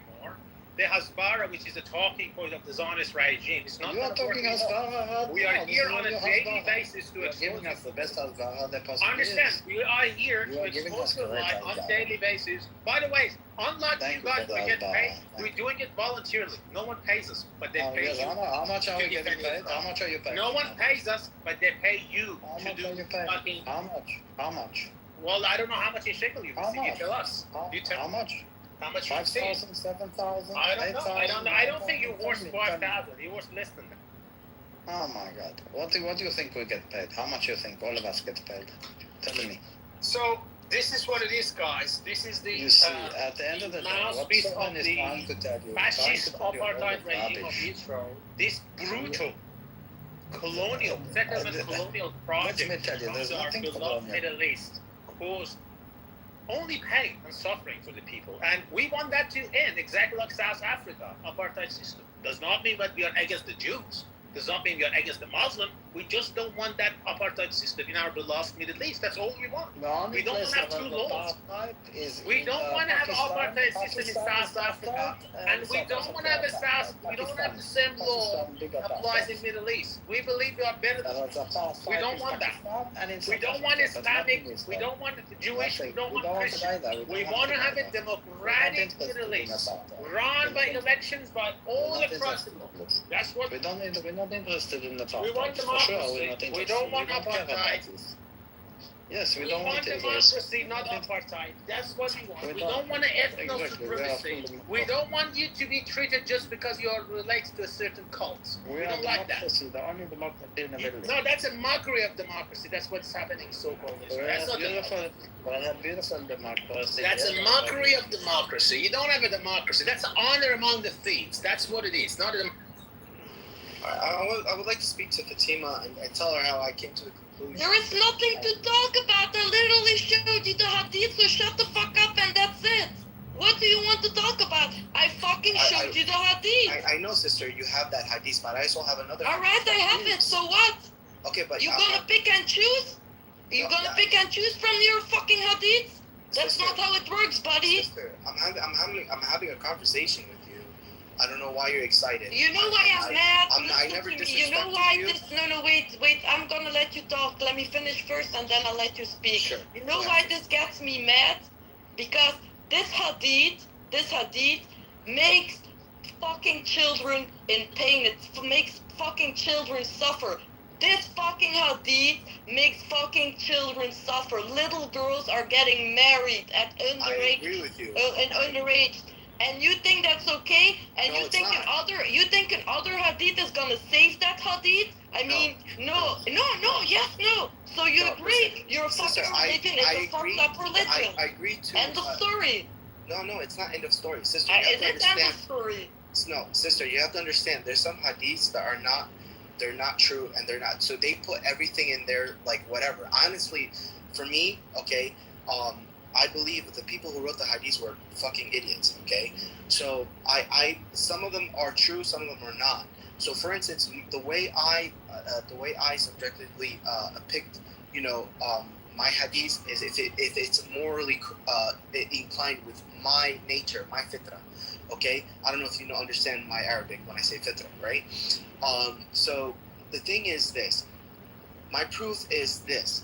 Asma, which is the sister of Aisha. Oh my God! I knew you were gonna talk about her sister. Please stop. I know what you're gonna say. I've heard this 1,000 times. So please. Okay, don't. so but sister, maybe other people. No, it doesn't make sense. It doesn't make sense. Her sister was this age when she married him, so she was that age when Sister, she why was you want that to let me age. talk? I know about this, but I just told you that you were gonna say this. Maybe okay. No, I just told you that you were gonna talk about her sister, right? And now you're gonna do it. So I don't want to listen to it. It's really boring there's talking other about people the age of somebody, the sister, and this one, that one. Who cares? They're not here anymore to talk about the age of what they were when they got married. So who gives a fuck?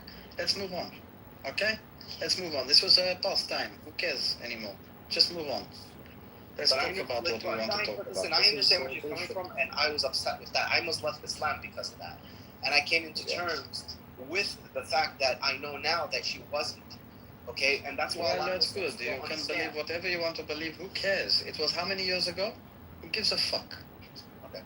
Well, anyway, so back to the point, as long as we get the right leadership for the Palestinian people and re-educate them to put them back into society because they don't live in fucking society, right? Their minds are not right now at war, same as you guys. So it needs someone has to like literally jump in and say, hey, this is not working out. Yeah, when we get rid of Hamas, then we can get new leadership. Finished. End of story. Well, yeah, that's how it wish, works. but it's not happening that way. Of course, it's happening with day by day, every day. It's happening. Don't worry. It's happening day by day, moment by moment. It's happening. Yeah, okay, it's happening, but at what cost? What do you mean at what cost? We're getting rid of every single one of them, one by one. That's the way it should go. As long as it. All right. Do you know that they most of, and you know this, a lot of these Hamas recruitments, whatever they're coming in, they're all coming in by force. They're not. Some of them are being dragged into this war. One by one, we will get them one by one. So there's like any. So you don't. So you believe. So you honestly. So you honestly believe that some of these people are.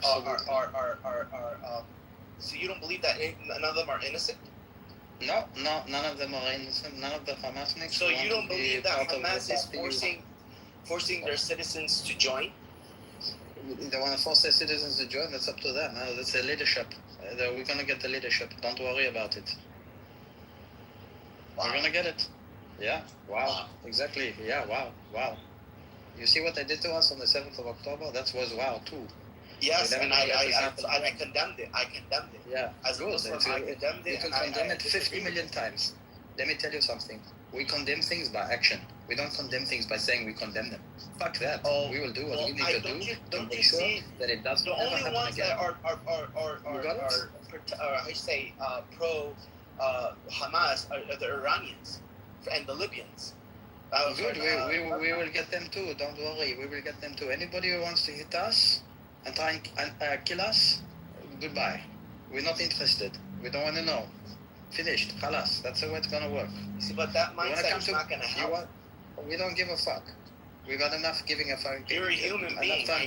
You are a human being. You have a heart. Thank you very much. I know what I am. Thank you very much. But my people and me, we come first. If somebody wants to take me away from this earth, good luck to them. Good luck. So you don't care about babies?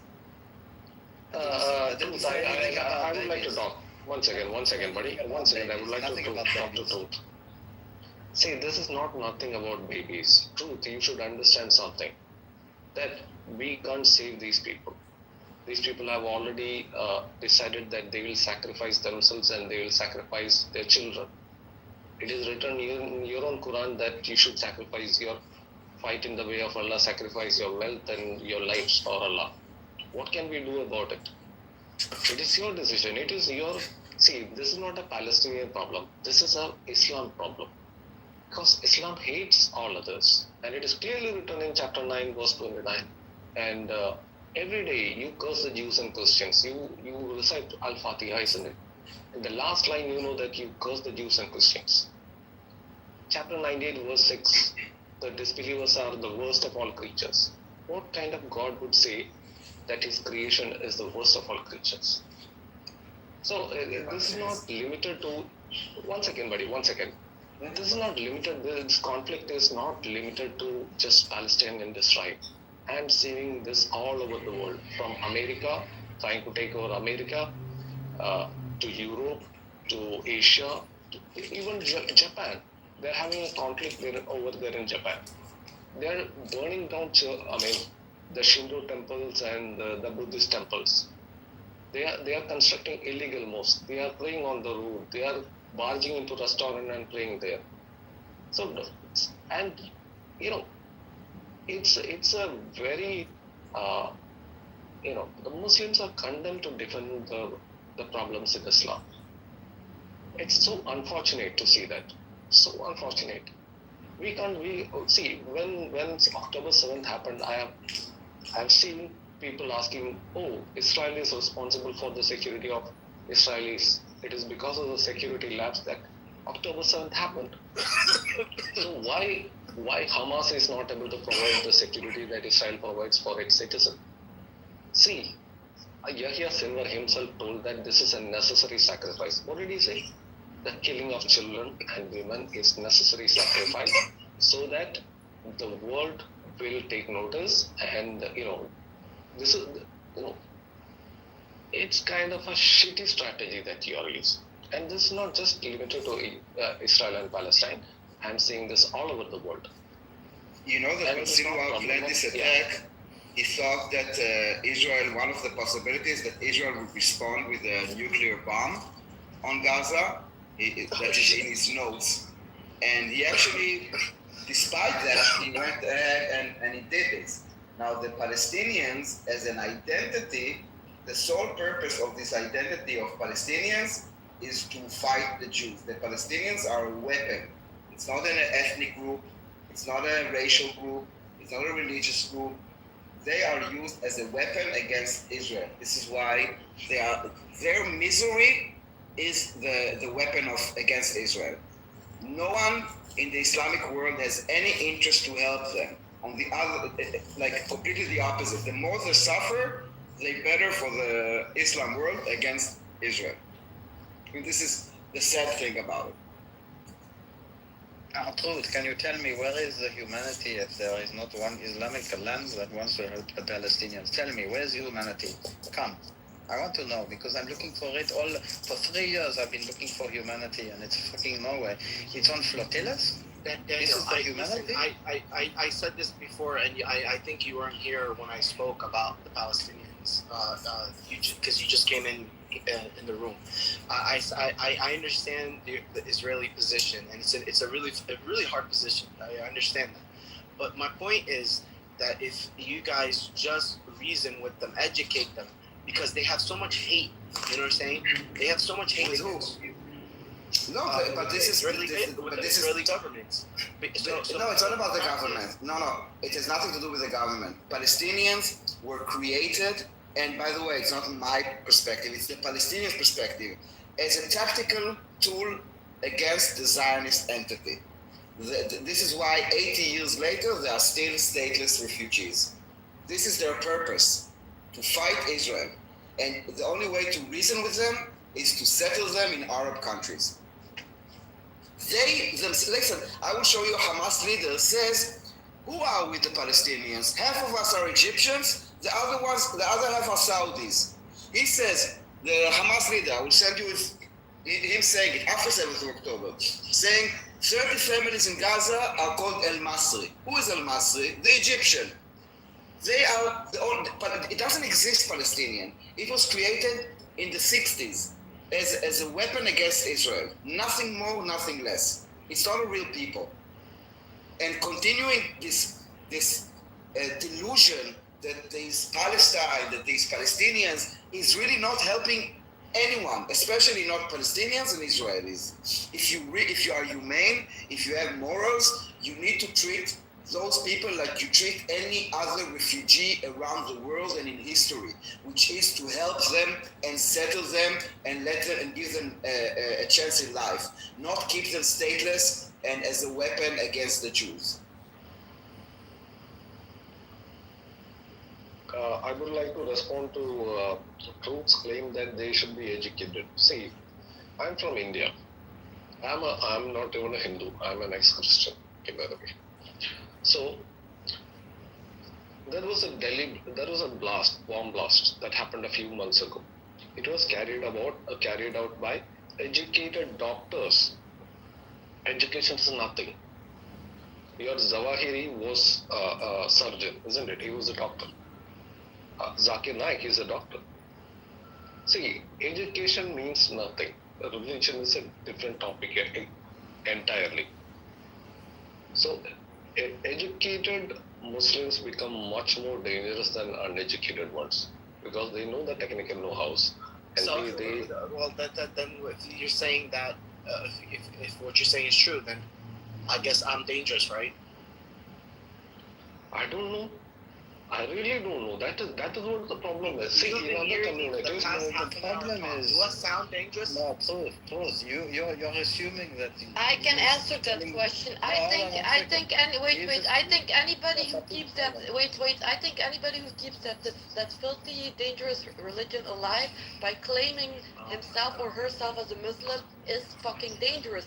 Even if you don't do those terrorist attacks and do jihad, you are dangerous because you're still claiming that. But he is assuming that he is educated. This one, you are assuming you are educated. Truth. You are assuming that A said to you that you are educated, so therefore you said. You want to get any Muslim right here? I bet you I'll smart them in Islam. You might be able to smart them on the Islam side of things, but you are not educated in the situation of the Palestinians and the Jews. Okay, but you we're are not educated at all. He's talking about the more educated you become in Islam, the more you. But you're talking about educated people of the Palestinians. You don't understand the ideology. If you're saying stupid things like that, you don't understand that the ideology already has been manifested and indoctrinated in the society to want to unalive and kill Jewish people all throughout its existence. Do you understand? You know what I did not? What do you think? Truth. You know what I did not see after 7th of October? There are 2 billion Muslims in the world. And in every pro-Palestine demonstration, you will see Jews holding signs, Jews against genocide and all that. But you know what I didn't see? I didn't see 10 Muslims, not 10 million, not 10,000, not 100, 10 Muslims that will go on the streets of London or New York or Rome with a sign saying, release the hostages, or this is not Islam. I haven't seen it. Nowhere. Not even 10 Muslims. Okay. Do you know why? Why? Because we would be prosecuted by our own people. In Rome, in London, in New York, I specifically said Western countries. So you're scared of your own people? Is this how it is? No, hold on. Hold on. I'm talking about London, New York, Rome, Paris. Yeah, and if the fact, and let me add to it, if you will condemn by your own people that you say release the hostages or this is not Islam, then what am I supposed to understand from this? That this is Islam. No, that's not. So why? I would do it, but Hey. I am afraid of the repercussions that. Why? Why it would be repercussion to say release that there was a children taken hostage, babies. I understand. Is it so crazy to go and say release the hostages? And yes, I did not see it because I'm being real with you. I'm being honest. I'm being completely honest. I would love to do that, but the problem is, if I do that, let's say if I put a sign, bring back they're gonna say, what the fuck is wrong with you? Don't you see what they're fucking doing, killing all the kids? But they kill more kids than. Don't you see that this is the problem? Yeah, don't you see that this is the problem? I agree. And also in the West, there are Muslims hijacked to the point where there's no return. I believe my. But it's not just in Muslim countries. But explain to me why in New York or in London, where there are Muslims that are living in the West, cannot go and take a sign, 10 Muslims that will go on the street with a sign saying release the hostages. Or Hamas does not represent. Shot. I'll get shot.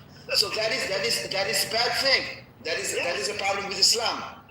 No, it's not Islam. It's humanity. It's the people. They No, we did go out and say release the hostages.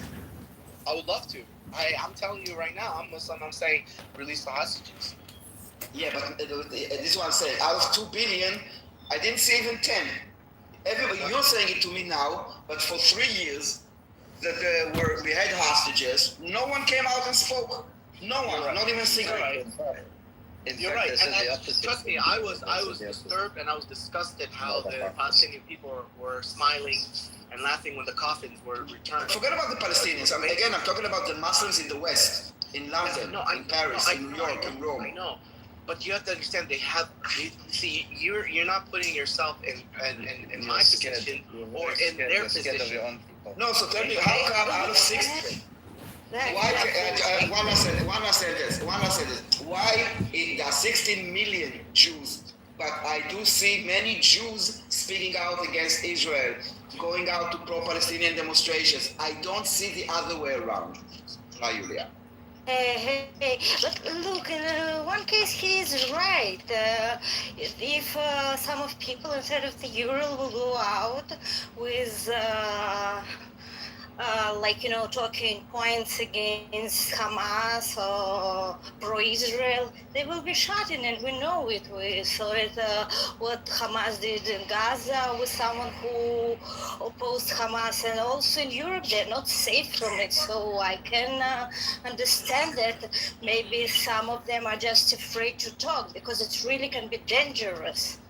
Yes, I will not argue with it. This is the education you need to understand. You see, truth, this is the most important thing, because if you don't understand this, you're not understanding exactly what the problem is.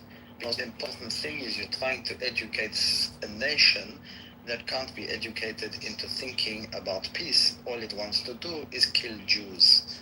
You understand that truth? And that goes, and now you're telling me that all the Arabs, all the Muslims are scared to talk against it, because if they talk against it, in their shoes, they will be shot. They will be killed for doing that. Truth, is this the way you take your way forward? Is this the way you look at things? It's crazy. Crazy.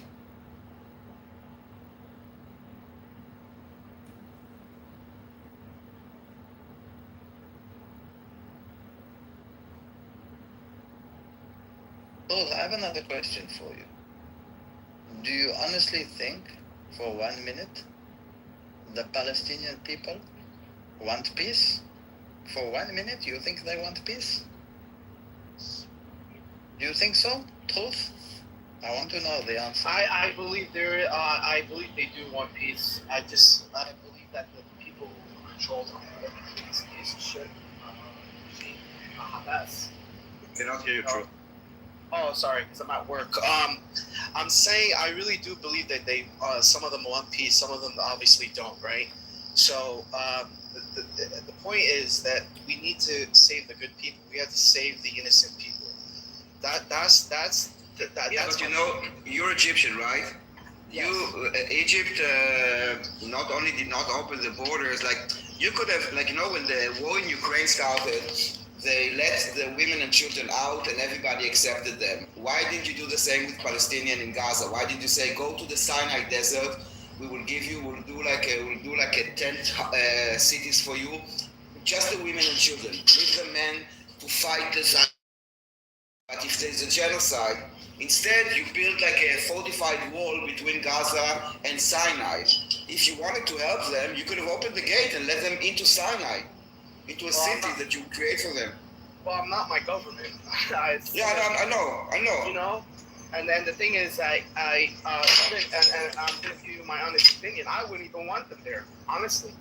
Why? Because because the fact is that they would have they'll infiltrate. They'll probably start firing from Egypt, and then you guys are gonna think it's Egypt. So we've got to One second, Knedele. Look, but I think it's not the reason why your government didn't let them in.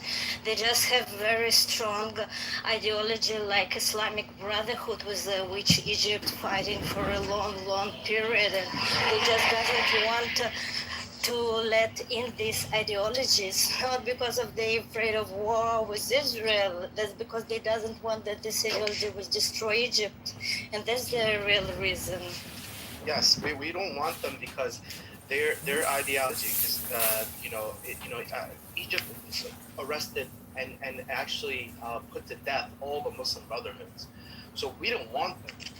So the problem is not only that. But you want us to make the friends with them. You want us to fix the problem. But you did. That's what you said. Why don't you go and re-educate? But hold on. I wasn't finished what I'm saying, and then I'll get to your point. And the second thing is we're afraid that you guys want to expand to our borders as well. So we're not going to get that chance whatsoever. So why are you afraid of this? Well, we can't get back to Sinai. We could have kept the Sinai. Because we don't want war. But truth, where did this fear come from? Like, Israel ever said anything about taking your land? So the thing is that we believe that you guys want the greater Israel. So that's why we're but you believe it. You know it's nonsense. This is exactly the type of rhetoric that is used to justify all kinds of crimes and awful behavior. Israel does not want Sinai, does not want Egypt. Greater Israel, you know, I'm Israeli. And the first time that I encountered this Greater Israel story is recently online. In Israel, in our discourse, it does not exist. You will not find it in songs, in movies, in on the TV, in books, in newspapers. No one is advocating for it. Now we have elections, okay? Find me one party that is talking about the great. You will not find it. It does not exist. It's a hoax. It's a scam. It's bullshit. It's like me saying, oh my God, everybody wants to conquer Israel, so we have to kill everybody. It's justification. You didn't see it from Israelis, this story. You heard it from Arabs, from Muslims, not from Israelis. I guarantee you. Actually, I heard first time about it after 7 o'clock in Clubhouse. Yeah, me too. I heard it online. Yeah, social media, Twitter and Clubhouse. This is where I heard about this Greater Israel story. I didn't hear about it in Israel for all the life that I've been living here. But I will say one thing, Daniel. Very important. Truth. You must understand that Israel, since for the last 3 years, Israel has actually become greater again, because it's becoming a great country. So it is much greater than it was before. Okay, so I'm not going to argue with you on. It's a bit of a projection. We are not colonizers. This is why Arabic is being spoken by many countries. Spanish is being spoken by many countries because those were colonizers. Jews, we do not proselytize. So let's say we conquer Jordan and Lebanon and Syria. Then what? We don't convert people. So what? You will have like 2 Jews controlling me. It doesn't even make sense. You understand? It's something that Muslims can do. It's something that maybe Christians can do. It's not something that Jews can do because we are a religion that does not convert people. It's a very good point. Like, Ruth, I hope you really understand. Look, Israel gave Sinai once for peace because Israel wants peace with neighbors. And still in Egypt, we have peace and kind of we're following it from both sides. And if, like Daniel said, we will conquer this territory, we will not be able to hold because during the history, like Daniel said, people was holding territory by converting people in their religion. Judaism not convert people, especially by force. Even if you I know that. You guys don't knock on people's doors. You guys don't set up a table to actually promote your religion. I know. I live in America. Only Muslims. Actually, it's the other way around. In Jewish religion, if you convert, we are supposed to reject you 3 times. And only if you insist, then we believe that you really want to join our tribe. We will not force you. And also, if you do convert, it's not a process like in Islam that you say a sentence. You need to study for like more than a year, and it's a very stressful process. So I don't see how. No, trust me, I'm familiar, and I understand that, and so therefore, my point is that this is what I'm telling you as an Egyptian. This is what they fear. We fear that basically, if we get these people in, that will be the excuse that you guys want to come and do war with us, and we don't want to risk war with you guys. So we already had war with you guys, and that's enough. It was done. It was done. It was done. We fought like men. We fought on land. We fought on air. We don't fight. We didn't fight behind our women and children.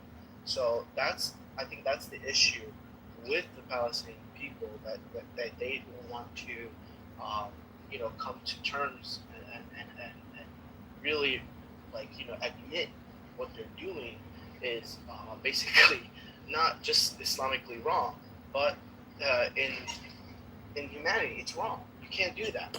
So they are being indoctrinated that they are right, and they are getting even help from the entire world that is justifying them, talking about, or even calling the West Bank.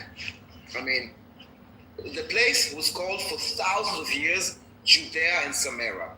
Then Jordan illegally conquered it and occupied it and renamed it the West Bank in order to erase the Jewish connection to the land.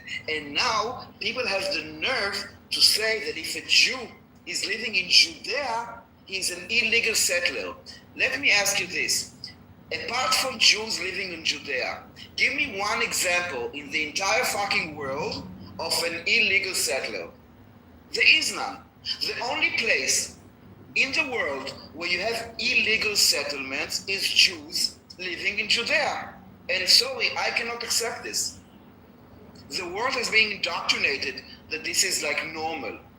By calling it Palestine and West Bank and all those words, wordplay, genocide, apartheid.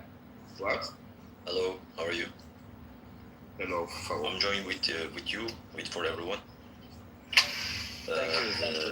I'm listening for everyone, by the way. Thank you. Okay, Who are you? Where are you from? I'm from Middle East. Where? Middle East is a big place. But I'm never like it there. I didn't like there. Turkey. We will not judge you based on where you come from. Okay. Just to understand where you come from. I like Turkey. Istanbul is beautiful. But what did you say? I didn't understand you. I said Istanbul is beautiful. Istanbul is beautiful, yes, of course. but in our system is government system is fucking bad. I'm gonna go move from any country, USA and Canada. Anyway, you can continue. I'm listening to you. So basically, the Palestinians, the reason that we cannot have peace with them, it's because it's an ideology that is meant to oppose my country. It's not a real people that really want to have a country. Otherwise, they could have had a country. Until 1967, Judea and Samaria was under Arab leadership, and Gaza was under Arab leadership. No one was talking about a Palestinian state. In fact, the Palestine Liberation Organization was created in 1964, 3 years before we even conquered those areas. Because the idea is to destroy Israel, and they are very open about it. Hamas, Fatah, PFLP, they all say the same thing. Even now in the West, from the river to the sea, Palestine will be free. Or we don't want a two-state, we want all of it. This is what we hear. It's all about peace. You cannot have peace with Nazism. You have to eradicate Nazism, not the people, the idea. Okay, I'm gonna tell one thing, by the way. I'm support only peace. I don't support Israel or Palestine. I didn't support any religion part of part. Never. I only support peace because my first president creating Turkey Republic is Atatürk saying peace of the world, world of the peace. It's true way. Anyway, but Zionist people and the richest people. What is Zionist? And Jewish. Yani, what is Zionist? Zionist. No, not army. Zionist. What is Zionist? Zionist support. What is it? Listen. What is Zionist? I'm gonna explain. Listen. Okay. Zionist supporting. Zionist means supporting Baal.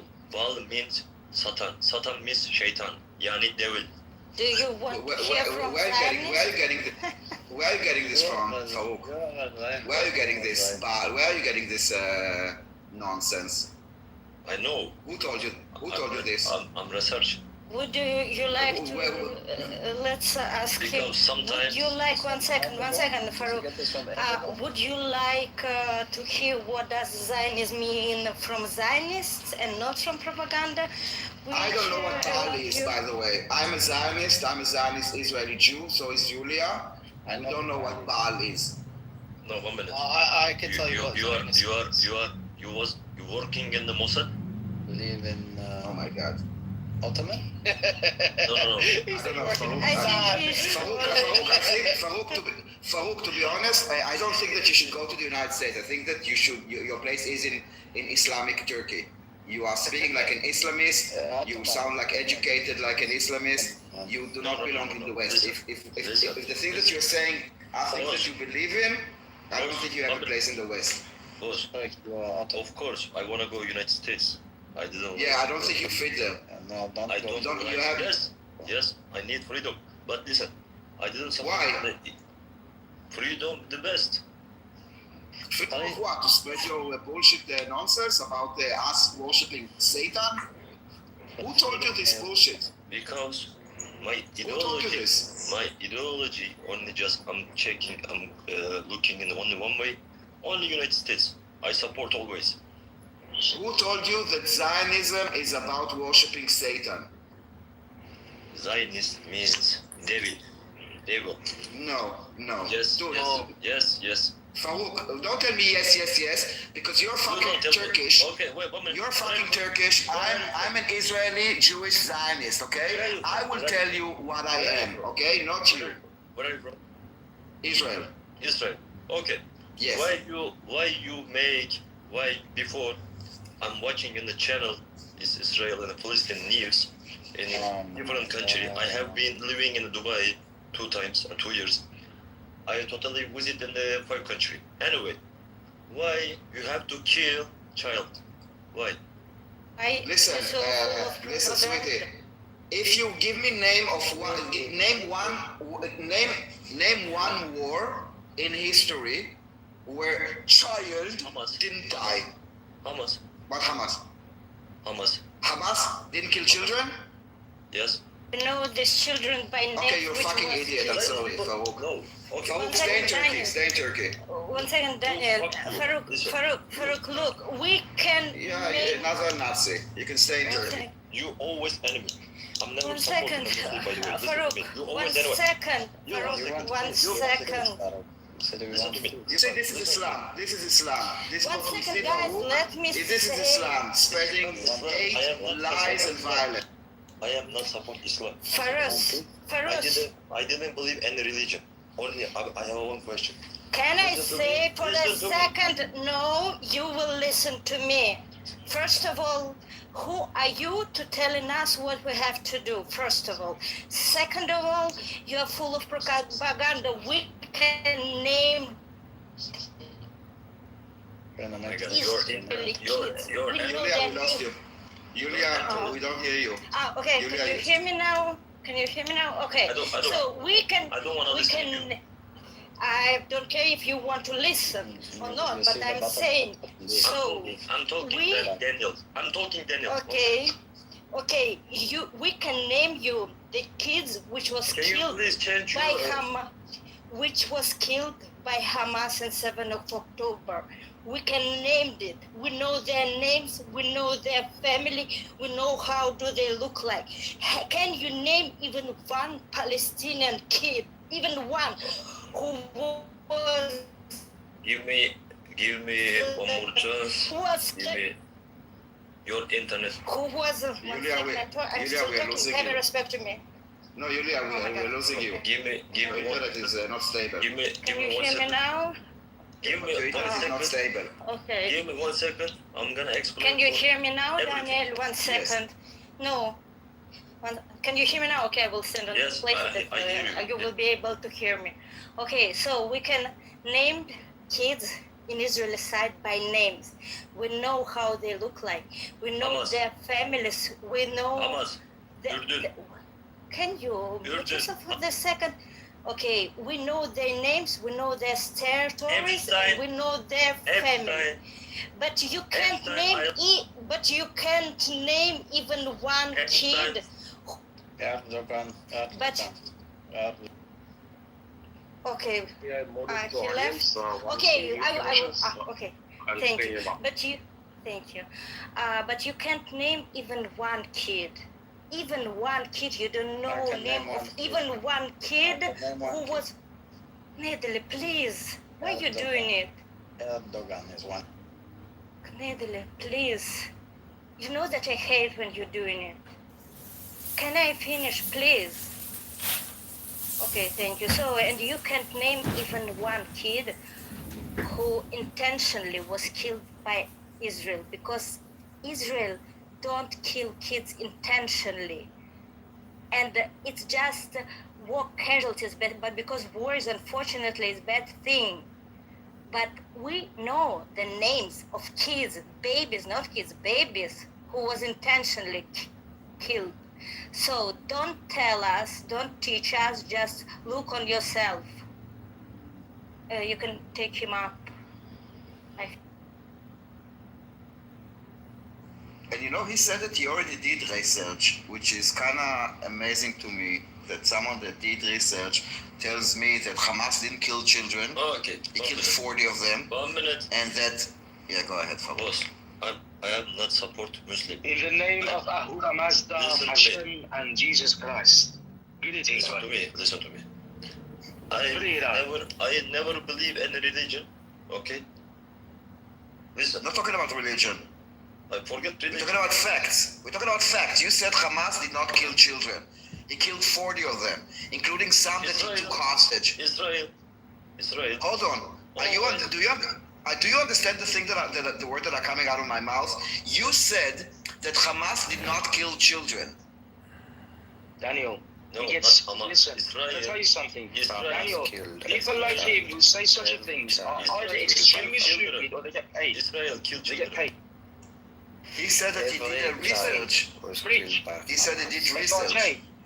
can I speak to you, FRJ, for a Hamas second? killed every child. Every child was killed by Hamas. 1 second. I am from Iran, and I want to tell you one thing. If you really care about You're children, from Iran? if you really care about You're children, from Iran? how many times do you want me to tell you? Yes, I'm from Iran. Where are you from? President based Tehran. on good looks. Why you didn't support your country? I support my country, but my country has a disease. Oh, My country, let me listen to me. Listen to me. I'm the Iranian. Now listen, just listen to me for a second. I will listen to you. Off the table. My country is a body. James Garfield. This body has a disease. Because The disease is the Islamic people Republic. actually want a government You understand? that they can trust. The regime is a Is disease. cynical, corrupt. It provides, listen. It takes and it makes all these terrorist organizations like Hamas, Hezbollah, Houthi, Hezbollah, you name it. We've got 80 or 90 odd terrorist organizations all over the world. These proxies. How do you not know this? If you really care about the truth, you should really want the truth. They are getting their money, their funding, all from the regime in Iran, while the people suffer. Now speak. Listen to me, boss. Don't be mood. I'm gonna tell for everything. Because I'm research any website. You never enter. Listen, you cannot change my mind. I am Iranian. I've been Iranian for the last... Bro, I didn't change your ideology. Listen, I know who my enemy is, and I know who my friends are. My enemy, our enemy, your enemy is the regime in Iran. Hezbollah, Hamas, Houthi, all these charlatans, these murderers. Boss, respect. I'm speaking now. I am respecting you. That's why I'm telling you the truth, to let you know who your enemy is. Okay, 1 minute. I'm gonna tell you. Rick is the enemy. Okay, if you support your country, not you, in your population, why you have to? My country is safety place in the Middle East. Your population, your people, always here. I see Istanbul for everywhere. Why you didn't go back again? If you scared, go back and what? Get the regime to take me at the airport and kill me and torture me? This is what they've been doing for 50 why years. you didn't go again? Why you stay in Turkey? I go there, Okay, wait, commit suicide. And listen to me. I have one question again. Before a long time ago, in Ottoman Empire, give flag. Okay, Frank, why Turks are occupying Germany? Why they're not coming back to Turkey? Why not? Why not? Why they are occupying Germany? You're talking about Iranians in Istanbul who are living in a peaceful... Maybe they will work. Who? Turkish people work. Yeah, like the Iranians in Turkey. Iranian people scared, not work. Scared.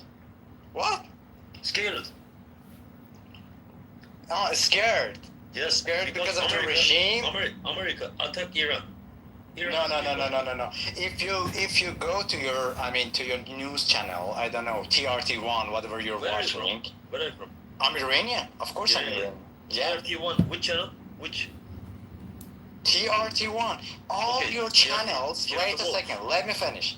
All your channels. During the war, they have reporters in the border. In the border between Iran and Turkey, and they had nothing. They were looking for people who are coming from Iran to Turkey, but they didn't have anything because there wasn't like Syrian people who were under attack. They go to another country. Iranian people, they stayed in their homeland, and they are staying and they are resisting against their government. You cannot say they are here because of your because Istanbul is safe, or they are scared about their government, because Istanbul is if you don't know the nickname of Istanbul, it's a crossroad for the spies. Okay, next time you're gonna say that, you have to educate yourself about this kind of things.